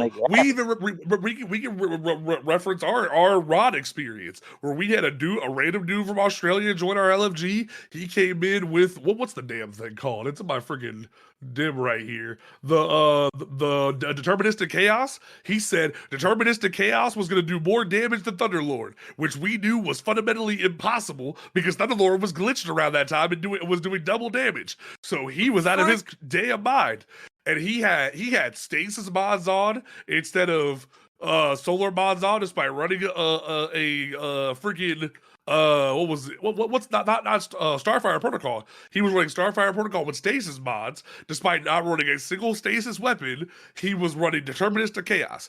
And when we called him on his bullshit, his friend told him, "Hey, yeah, they're kind of right. Your build is kind of whack," and we were all laughing at him. And granted, that I totally agree with T. That is something that I've been saying for a long time for PvP, for high-end PvP and PvE. That you should have to have, like, if you're going into trials, the system should detect if you don't have a targeting mod on, or an unflinching mod on, or a specific type of weapon, like not like a whole like ban list, because that'd be insane. But like same thing for PvE. If you don't have a certain stat level, granted, Dave is insane and runs 0 recovery like a crazy person. Now that's beside the point. More sane than anybody else. But in terms of what's going on, like there should be requirements of like you have to know what your build is to a certain extent to get in the door. Granted, that comes off gatekeeping, but if you're going to be such a detriment to your team that we are carrying you on our backs, that is a failure on the player for not understanding the mechanics and not understanding how to build, and you are being a detriment to your team at that point. And that's not a failure on Bungie. That's understanding and mastery of the game issue. Yeah. I'm still advocating for that. That you should have a certain understanding of the game and how to play it to achieve victory. Like, I'm not saying just anybody should be able to come in and get it clear, but there needs to be a standard of how much understanding and ability to like actually perform one needs to have. And I'm saying that the standard is already in place. No, I'm saying how you set the difficulty. Like, the difficulty of the game cannot be set so that the top 10% of players find this to be a little bit more difficult than usual. That cannot be your measuring stick. Is the enjoyment and satisfaction of the top 10%. You're talking about a 48-hour contest mode that happens twice a year versus the rest of the content. The rest of the content, that's just I'm going to say this, everybody and their mother is capable of clearing. It's a matter of game skill. At no point should a game be devised solely for a small percentage of the player base. It's not. I made that point about a very small part of the game versus the rest of it. Okay, I made the point from the beginning of the episode that this is the one act like that I quoted Dado, where like the contest mode is the one time or 2 times a year where the sweats get to play. And the rest of the year, for the majority of the time, it's all fair game, love, and war, up until when Season of Seraphim and Season of Defiance came out, where they added the +5 modifier. Other than that, like, hell, we see right now that you, me, and Johnny 2 Brazil can walk into freaking Prestige now and go farm till they're blue in the face. Like you and me, like we saw blue armor players running deep dives. You see players running around the Cosmodrome and getting loot. It like this time of year is for those players, and then contest mode is for sweats. That's their time to put their dicks on the table and fight. That's just the base I will. game, though. Oh, sorry. That's like No, saying it's not the base game. That's the Like, whole game. That's if the whole deep game. dives are not supposed to be something that a casual player can complete, What? that is Well, the base game. There, A regular smegular, not tier 7, but a regular smegular deep dive. Yeah, One that should goes be that's here. everybody. That's ritual content. Anybody Yeah. should be able to complete that. That's what I'm saying. Going Like on the everybody patrol has zone access to that. should The just casual easily players have be- access to all of that. but there that's needs what to I'm saying. be No, go like ahead. with any sort of end game content with Destiny, there needs to be some sort of requirements that includes contest mode, that includes trials, because I'll be solo queuing and I'll be busting my ass, and then these two fucking blueberries, bless them, they don't know any better, are just farming armor, are running off to fucking Narnia, and I'm in a 1v3 because they're on the opposite side of the map. That's I frustrating. perfectly agree. That is 100%. There it needs is. to be requirements for I- end game content. And I'm gonna There say should this. A and I'm gonna- genuine understanding and like level of mastery of the game to complete content. Right, and Sure. that's the requirement. That's That's that is not the requirement The to complete the content. The understanding mastery, of the game. the build, and that's the requirement right there. Like And- you literally have said, "I want a requirement," and then you say, "Here's the requirement." That's what you Like, just what I'm did. saying is, Okay. is the mastery of the game. You can't Okay. sit here and be like, all right, look, we're gonna make this hard and make these checks so difficult that even the top 10% of players find this difficult. When only a very small minority of players are actually attempting the content, like that's unreasonable. Okay, and Deva, I said this Yeah. earlier. I agree with you on the participation of content in the overall game, not contest mode. On the overall game, because that was a failure on freaking Bungie's part, as far as the freaking as lack of LFG and the ability to communicate. Now, I am gonna say this, and I agree with T. I agree with freaking Panda. Bungie has not done their due diligence in making sure that players understand the game systems in order And how to to play their engage in order to play their game and engage with the content.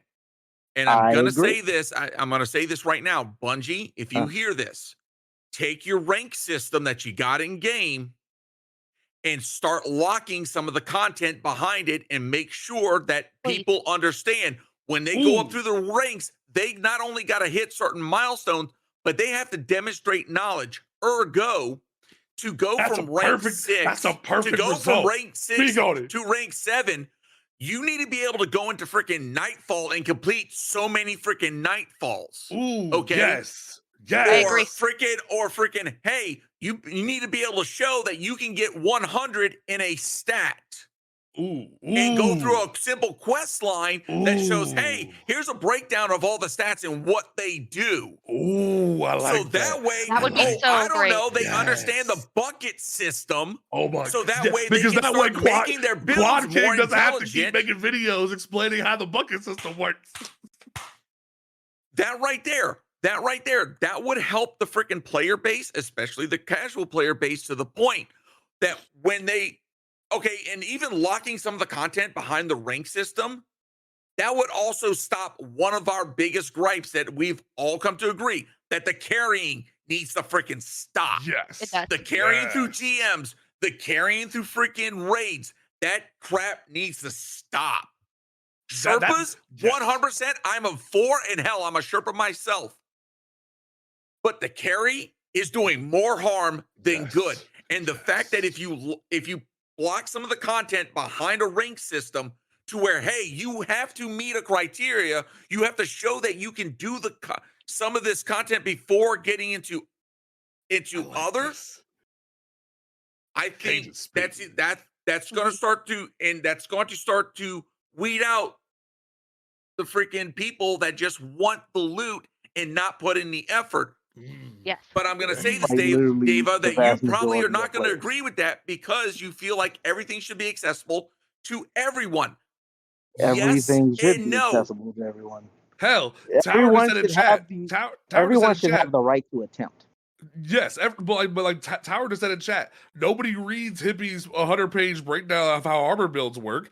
Put it in the game. Like you Why not? make Ada 1 be this basic bitch who hands you an armor synthesis. Make I Ada 1 perfectly agree. pay Ada 1 to read dialogue for these people. You think people want to read pages of lore? No, Bife does it for them. Mylan does it for them. Like, you need to give them audio.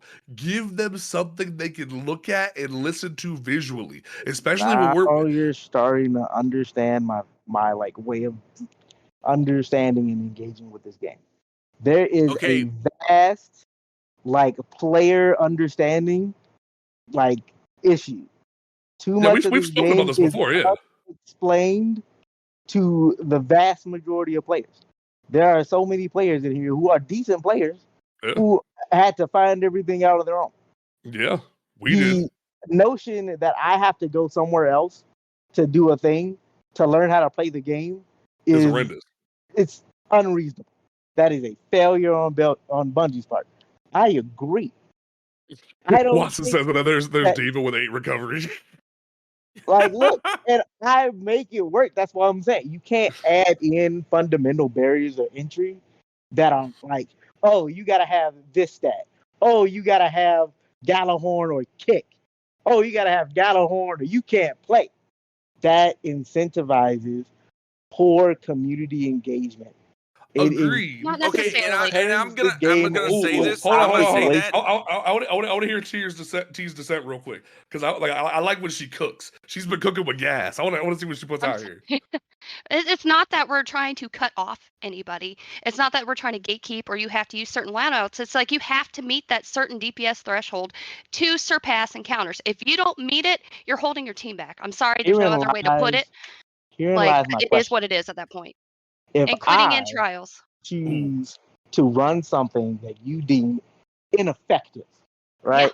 If I Mhm. choose to play the game in a way that you choose to be ineffective, i.e., my 0 recovery, right? Most would deem that me being a bad player. But my mastery of the game allows me to play this particular way and be effective.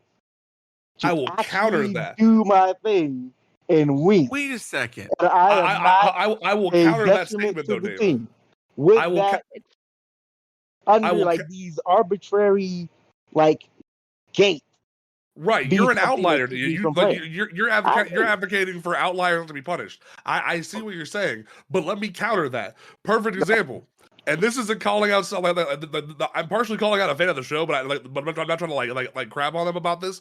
I was Okay. teaching somebody like Crota after contest mode was over, and they couldn't figure out how to do the lament combo, so they asked if they could use Hero of Ages.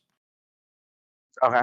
We know, despite Bungie hyping up the anniversary and all their great anniversary weapons, that similar to how Bequest has been in the pocket in the collections tab for everyone for 1,000 years, no one is touching Heroes of Ages because Hero of Ages is definitively not optimal regardless of what you think. Like, Yes. and no one's gonna be using that. And she tried to use that as a DPS tool, and she fundamentally held the team back from completing DPS. And it wasn't her fault. It was that she did not have the mastery of the game yet to meet that threshold, and she held the team back unintentionally. And we had to pick up the slack to meet that goal. That is a failure on the part of the person for not understanding the content. So That is then, a failure on the part of the person for not wanting to learn. right. That's That's what I'm saying. So we're completely advocating. different than we're saying, at- "Hey, you can't play until you meet the requirements that I deem to be the standard."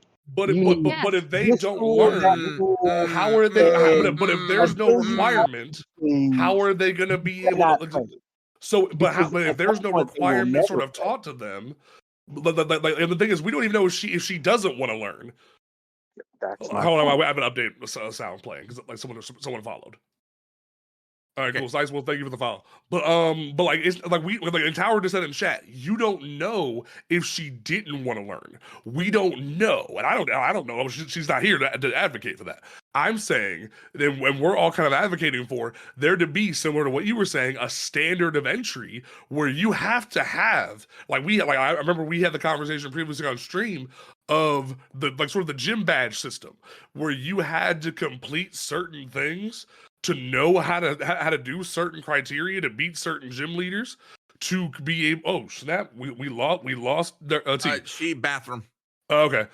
So everyone gets to look at Craig for a minute, but but in terms of like Craig is the recording bot for everyone, but in terms of that, if we just say, hey yo, tier 5 blueberry, you don't know nothing, you don't understand the game whatsoever.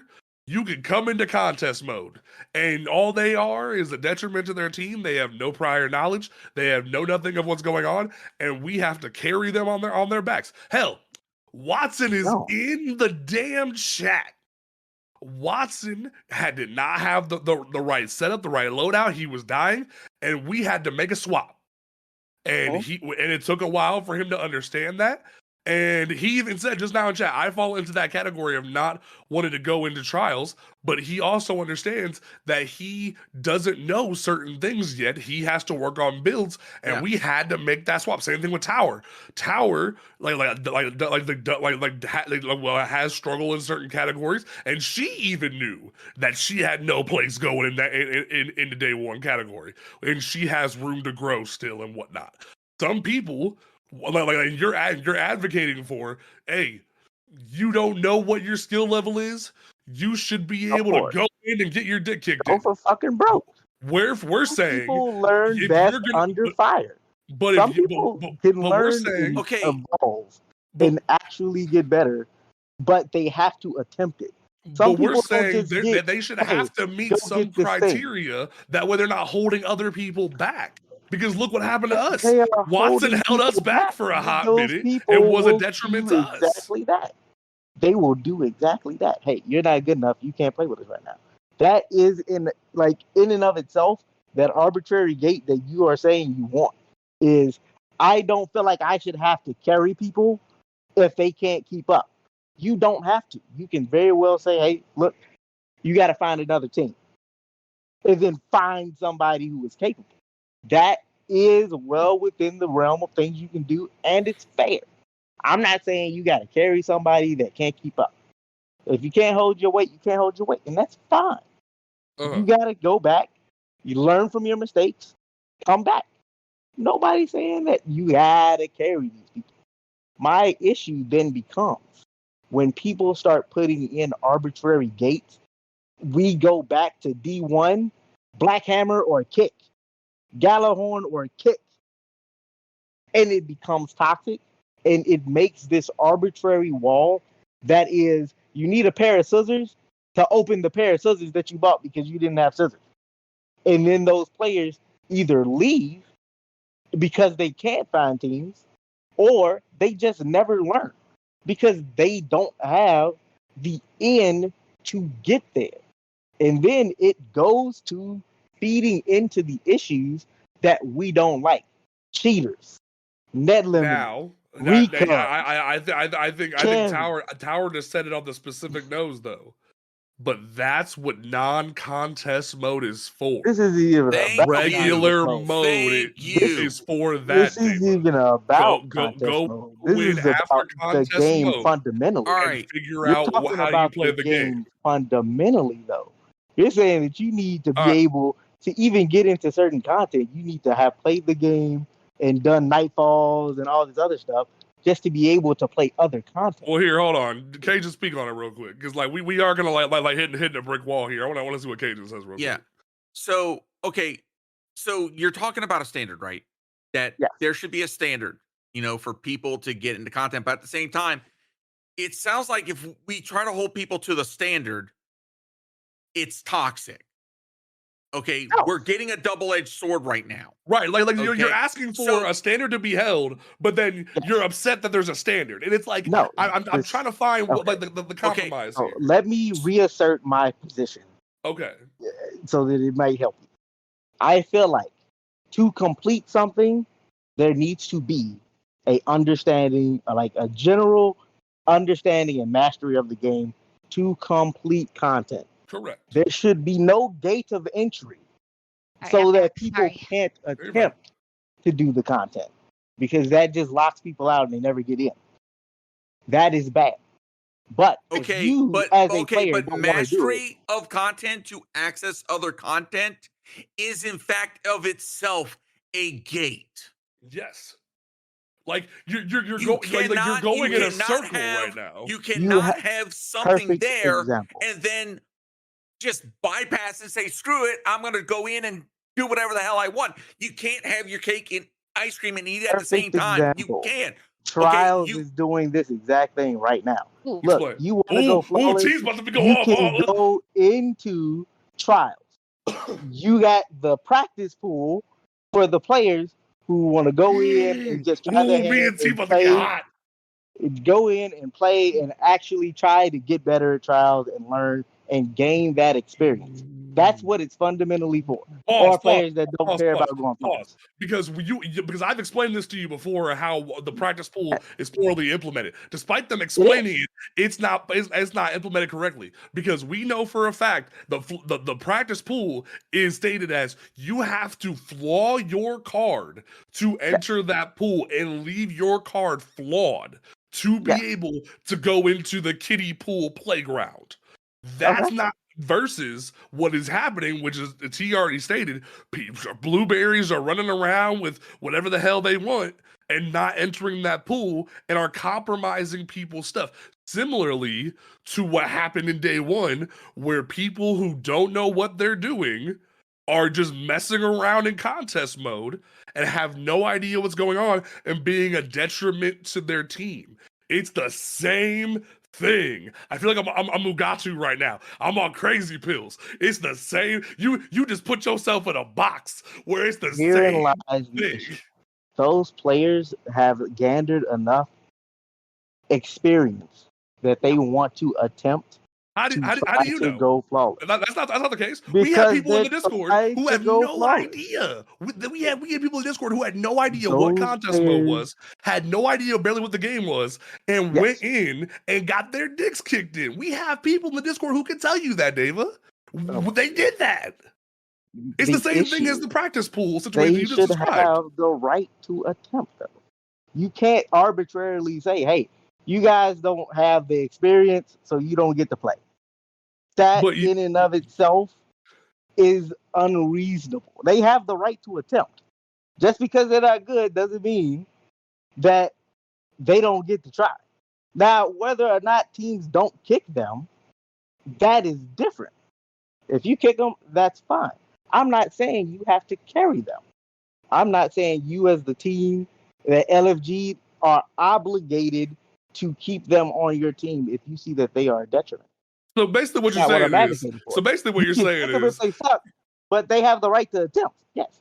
So basically what you're saying is, we don't have to say Yellowhorn or kick, but if they come in the door and we find out that they don't have Yellowhorn and they're not able to match everybody's DPS, then we can kick them, is what you're saying. Because they're a detriment to the team.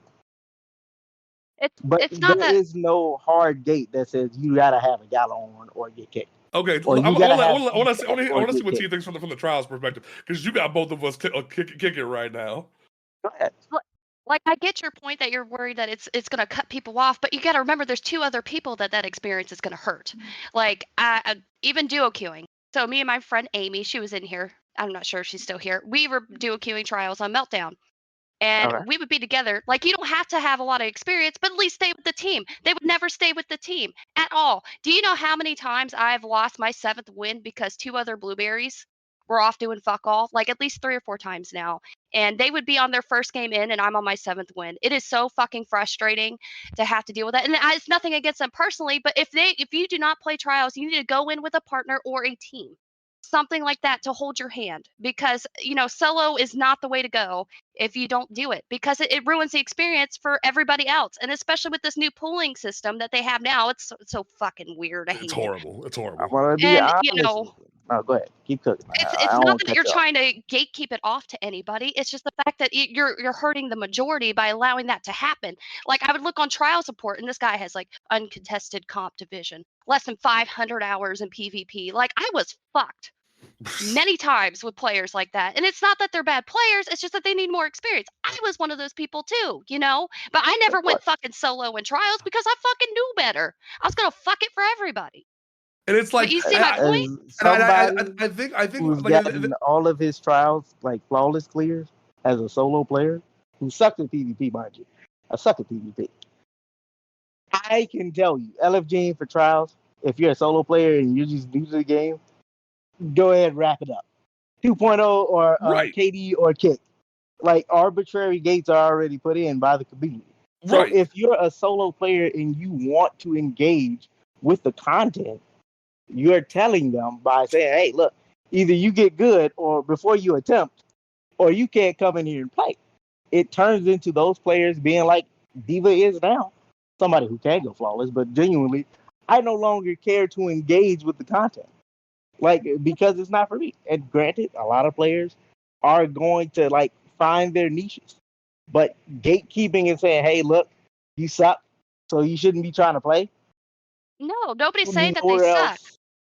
I think what Dave was trying to say is like he wants free reign for everyone to go get their dick kicked in and then fuck around and find. He wants a fuck around and find out system. He wants a fuck around and find out system. But we're saying that fuck around and find out system is a detriment to the majority of the player base. Like, Thank because you. that's what. Thank you. I think that's of itself is a detriment to the community because it turns into like coils of Bahamut, Final Fantasy 14, where the player base runs so dry that even the people who are competent don't have teams. Like, the lifeblood of Destiny is its casual player base.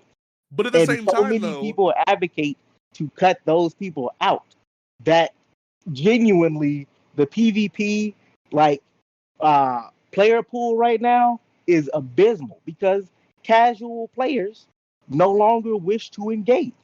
Now, let me give you a hold on. So I'm gonna say this with my whole ass chest right now. Say it. When it comes to the PvP situation, the PvP situation is a very complex and a bigger discussion that we want to get into right now. Right. Okay. Like, because there's so much going on that scene that it's not as simple as casuals don't want to engage with the content. There's so much more to that. There's a whole other. But I'm going to say this as someone who has played a crap ton of MMOs for the longest time. Yes.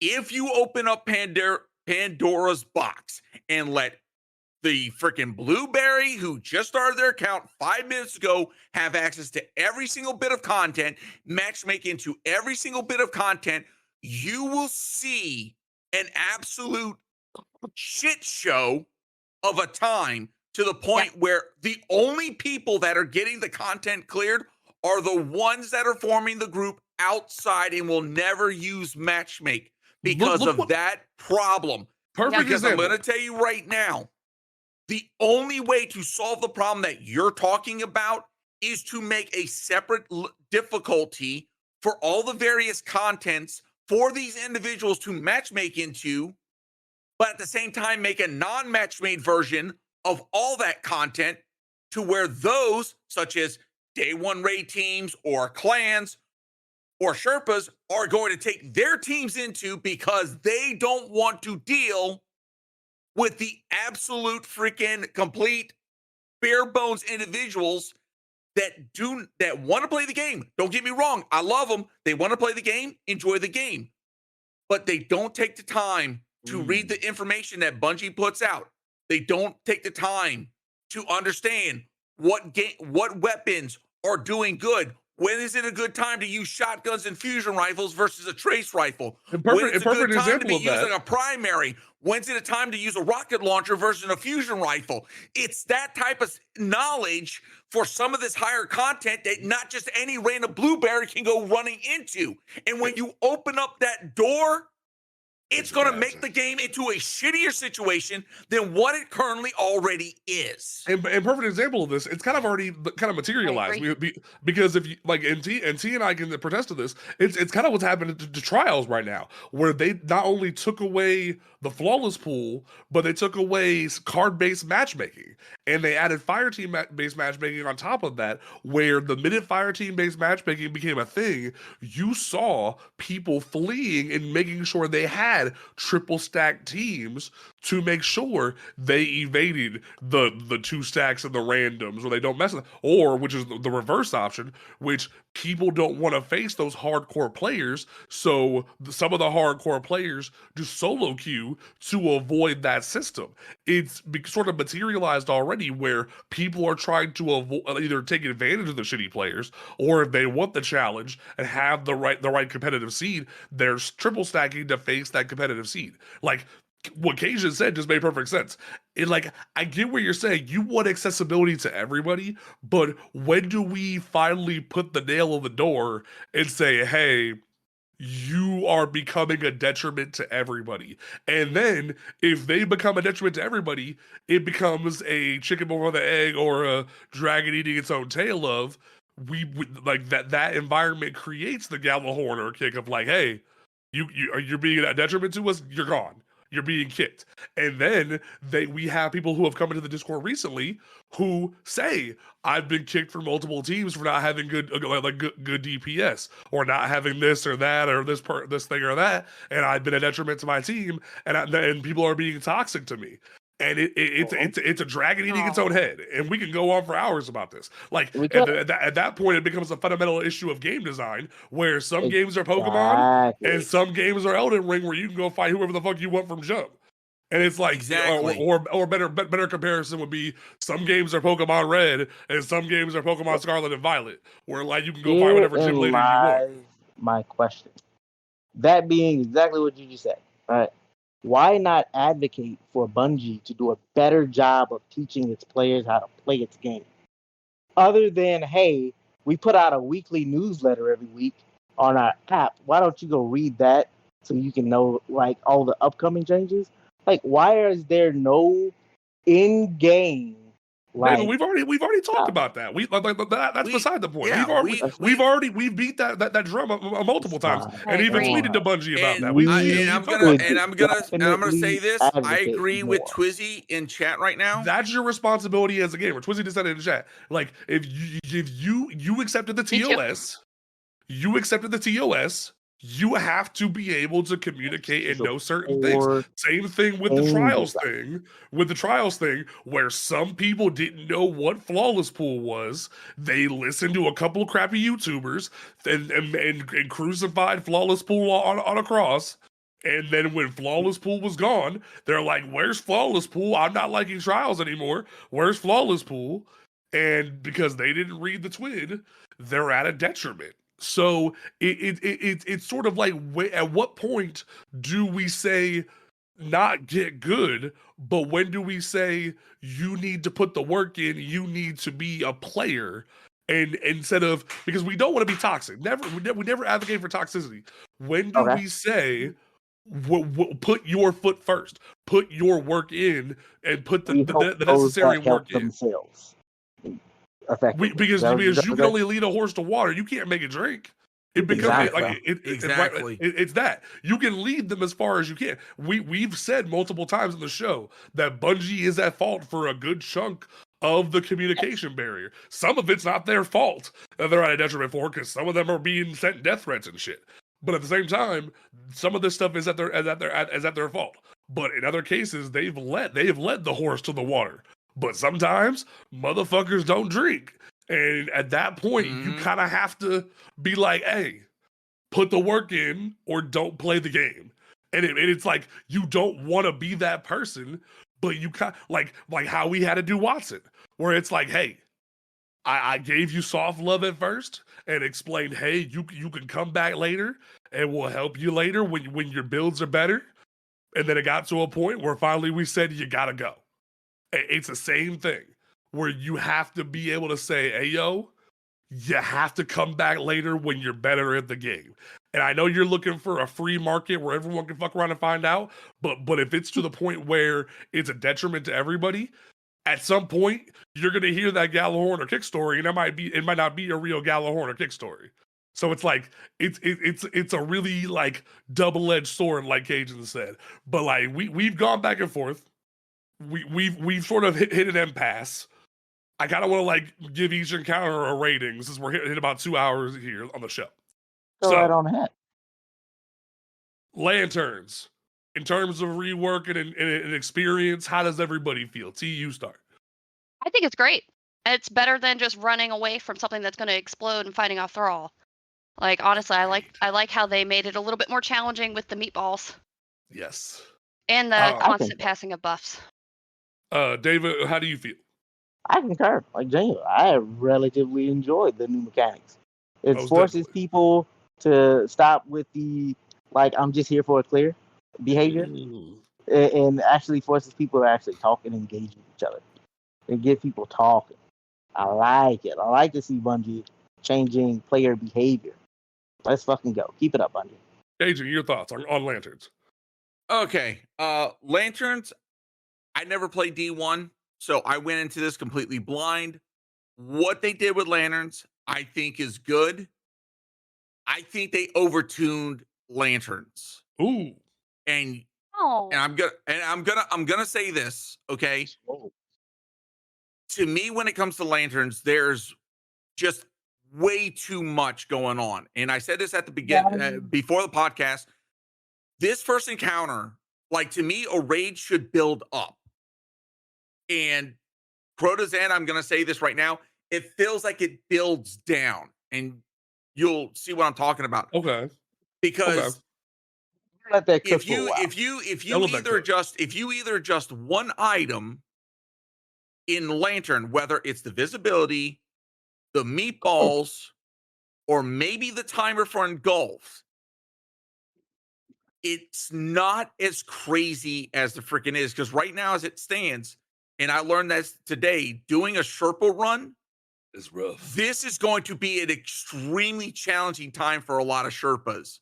Because even right now, and I reached out to some Sherpas, they're trying to find optimal routes because there's bugs with eager edging, even with strand, even if everybody's doing stranding, freaking launching over pendulums, that's even not a guarantee that someone's not going to freaking die for some stupid oddball reason.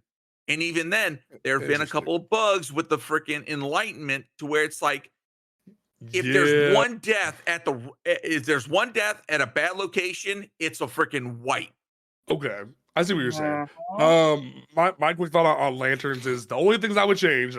This is something specifically for the whole raid. Put the chalice meter somewhere else. Thank you. Because you have well modifier, you have banner of war, you have everything else that pops on your left side. Put it on the right side. Put the meter on the right side of your screen, and then specifically for Lanterns, just sort of tighten that hitbox for the pendulum a little bit. Because one thing I kept saying during Sherpa runs was, just because you think you're away from that pendulum, you're not. So tighten that hitbox a little bit on them balls, and I'm fine. I love everything about it. I love that it forces communication. I love that it puts you under pressure. I love that it makes you think, and it stops what I've coined the Ron sickness, the Ron syndrome, where everyone thinks all they have to do is add clear. I love it. Bridge, Cajun, Bridge, how you feeling? Bridge to me felt good. Bridge to me felt balanced out of all the encounters. Agreed. It felt like it was one good communication.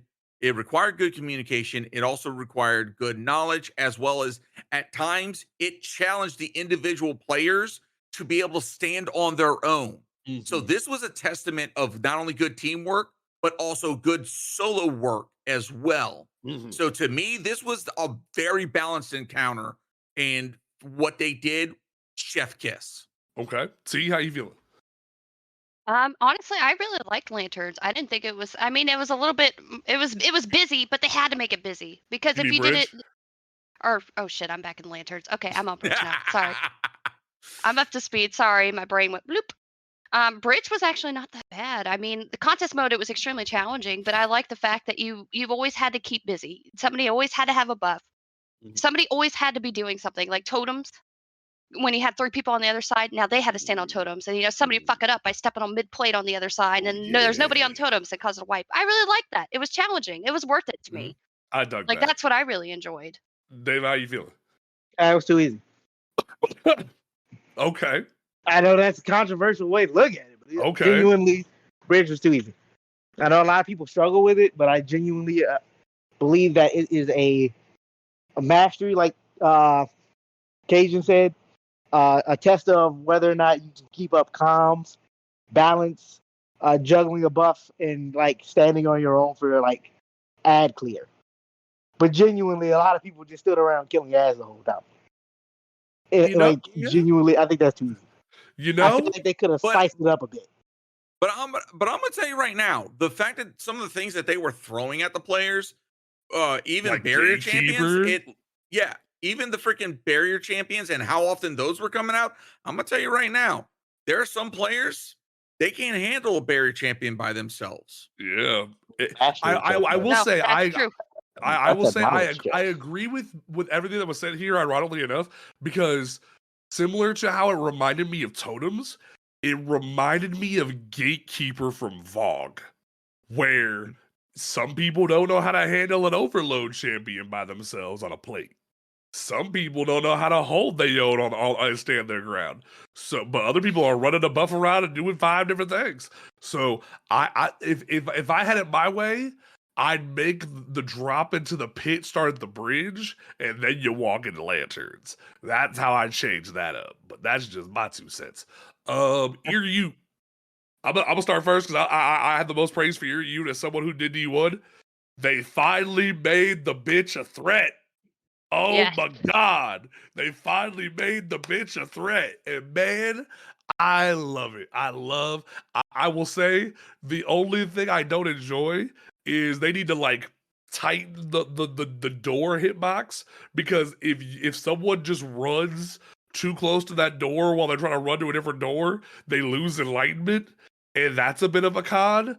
But otherwise, Ear Ute is like my favorite encounter because it makes you test your metal. It makes you think. It makes you have a great DPS check. I love it. The one thing I love differently from planets is if you don't hit your DPS check, it's not just reset and try it again. It's you fucked up, restart. And I like that. I like that a lot. T, how you feeling?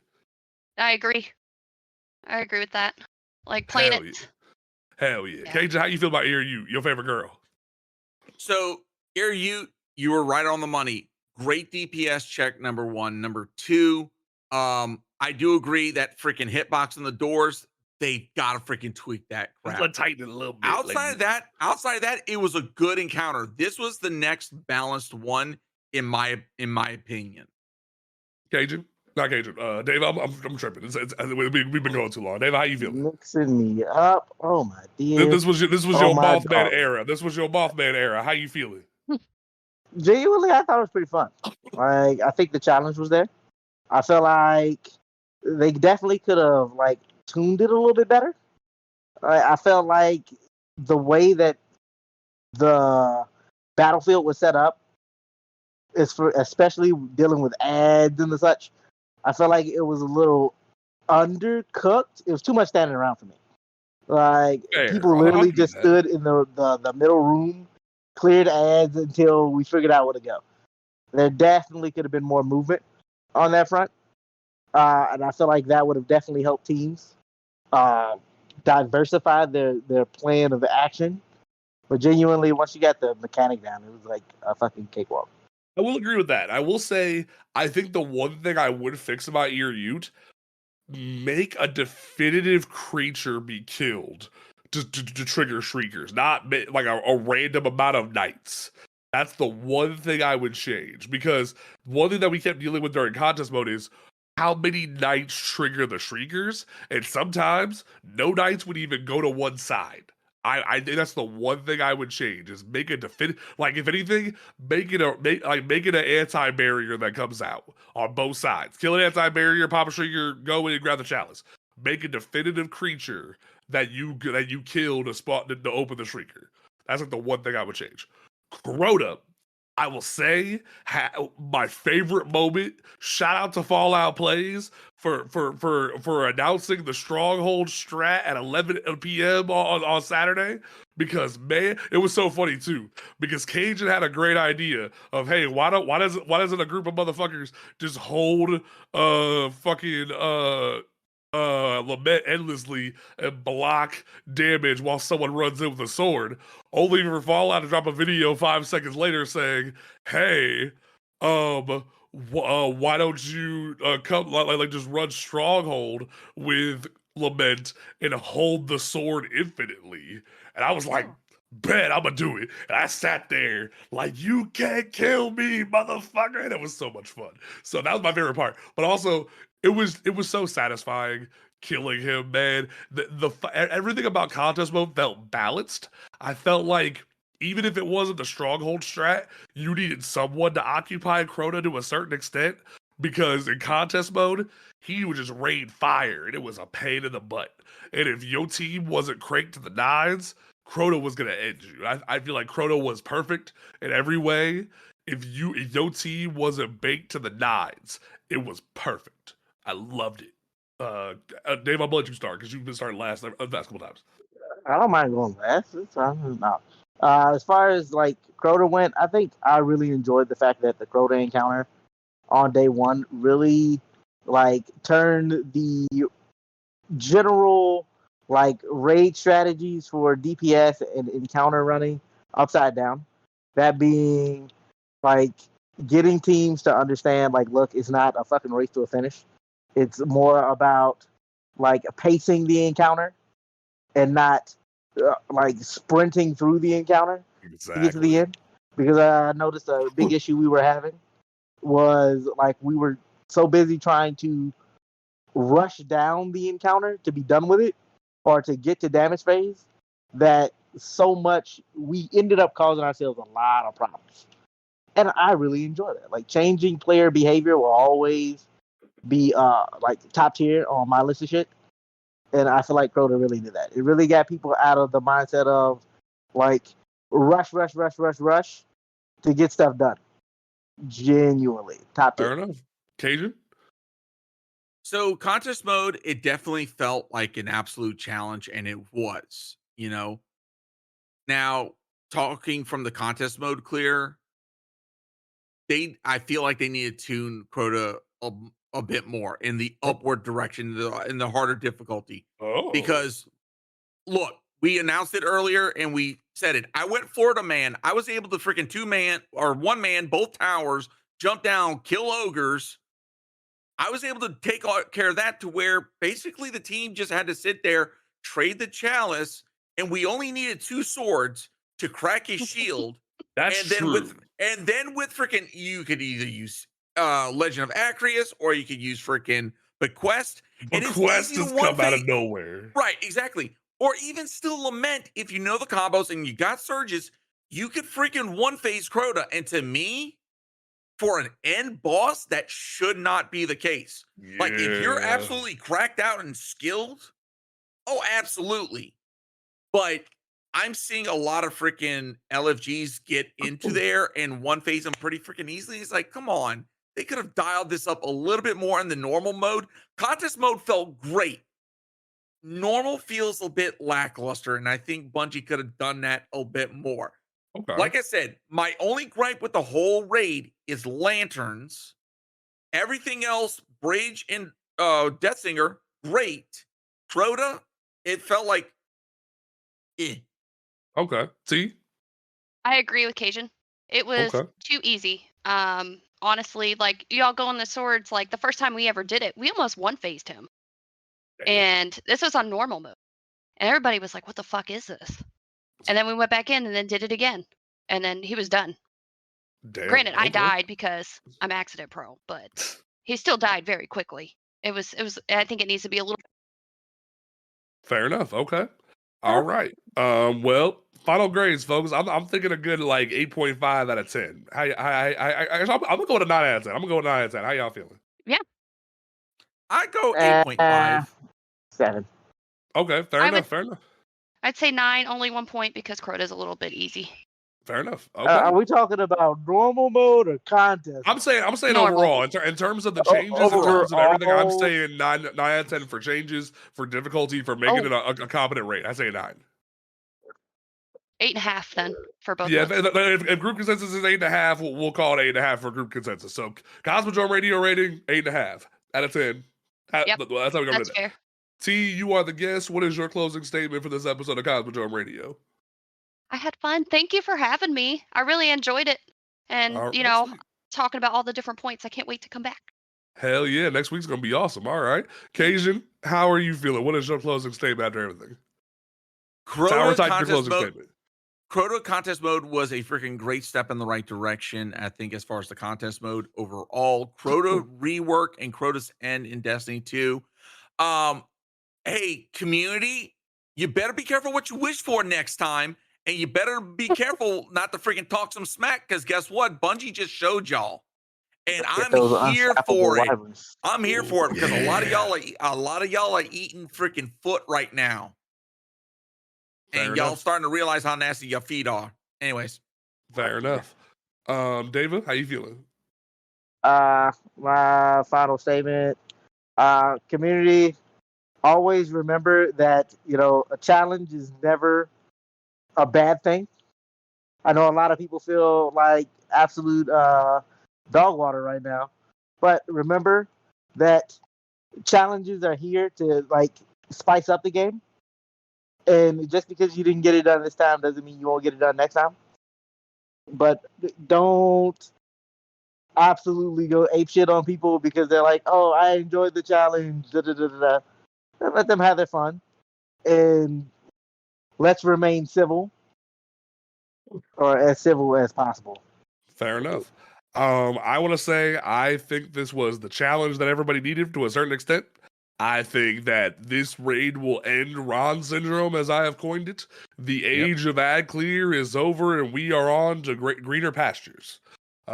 We will be back next week for a brand new episode. We have decided that next week's going to be a PvP summit. So we're going to we're going to curate the guest list and get that probably set up by Tuesday at Reset. So we will be making announcements about who will be here for the PvP summit. I'm hoping for at least a full fire team, if not 7. So that'll be a dope experience. We'll be back for a good time. And don't forget, folks, that you can catch this podcast on Spotify, Apple Podcasts, wherever. Hopefully, in the next 24 hours, the audio version will be live. But you still have 42 other episodes that you can listen to right now on your audio platform of choice. And you can follow us on Twitter at Cosmodrome Radio. And if you're looking for brand new merch, matter of fact, I'll pull it up real quick while I'm sitting here because I want to make sure everyone sees how dope this shirt is. Because man, Sketch worked their butt off. You look at this art, and if you look at this, I'm gonna go ahead and just matter of fact, let me just do it like this. I'll do it like this real quick because I know we gotta wrap the show up. Window caps. I gotta get going, man. All right, bet. So yeah, Cajun's gonna roll out, but can we just take a minute and look at the quality of this shirt? Make sure you cop that if you are looking for the Crota's End Raid shirt from the Cosmodrome Radio. We got our mascot Craig sitting there hanging out with us. But we will be back next week for a brand new episode, folks. Peace out.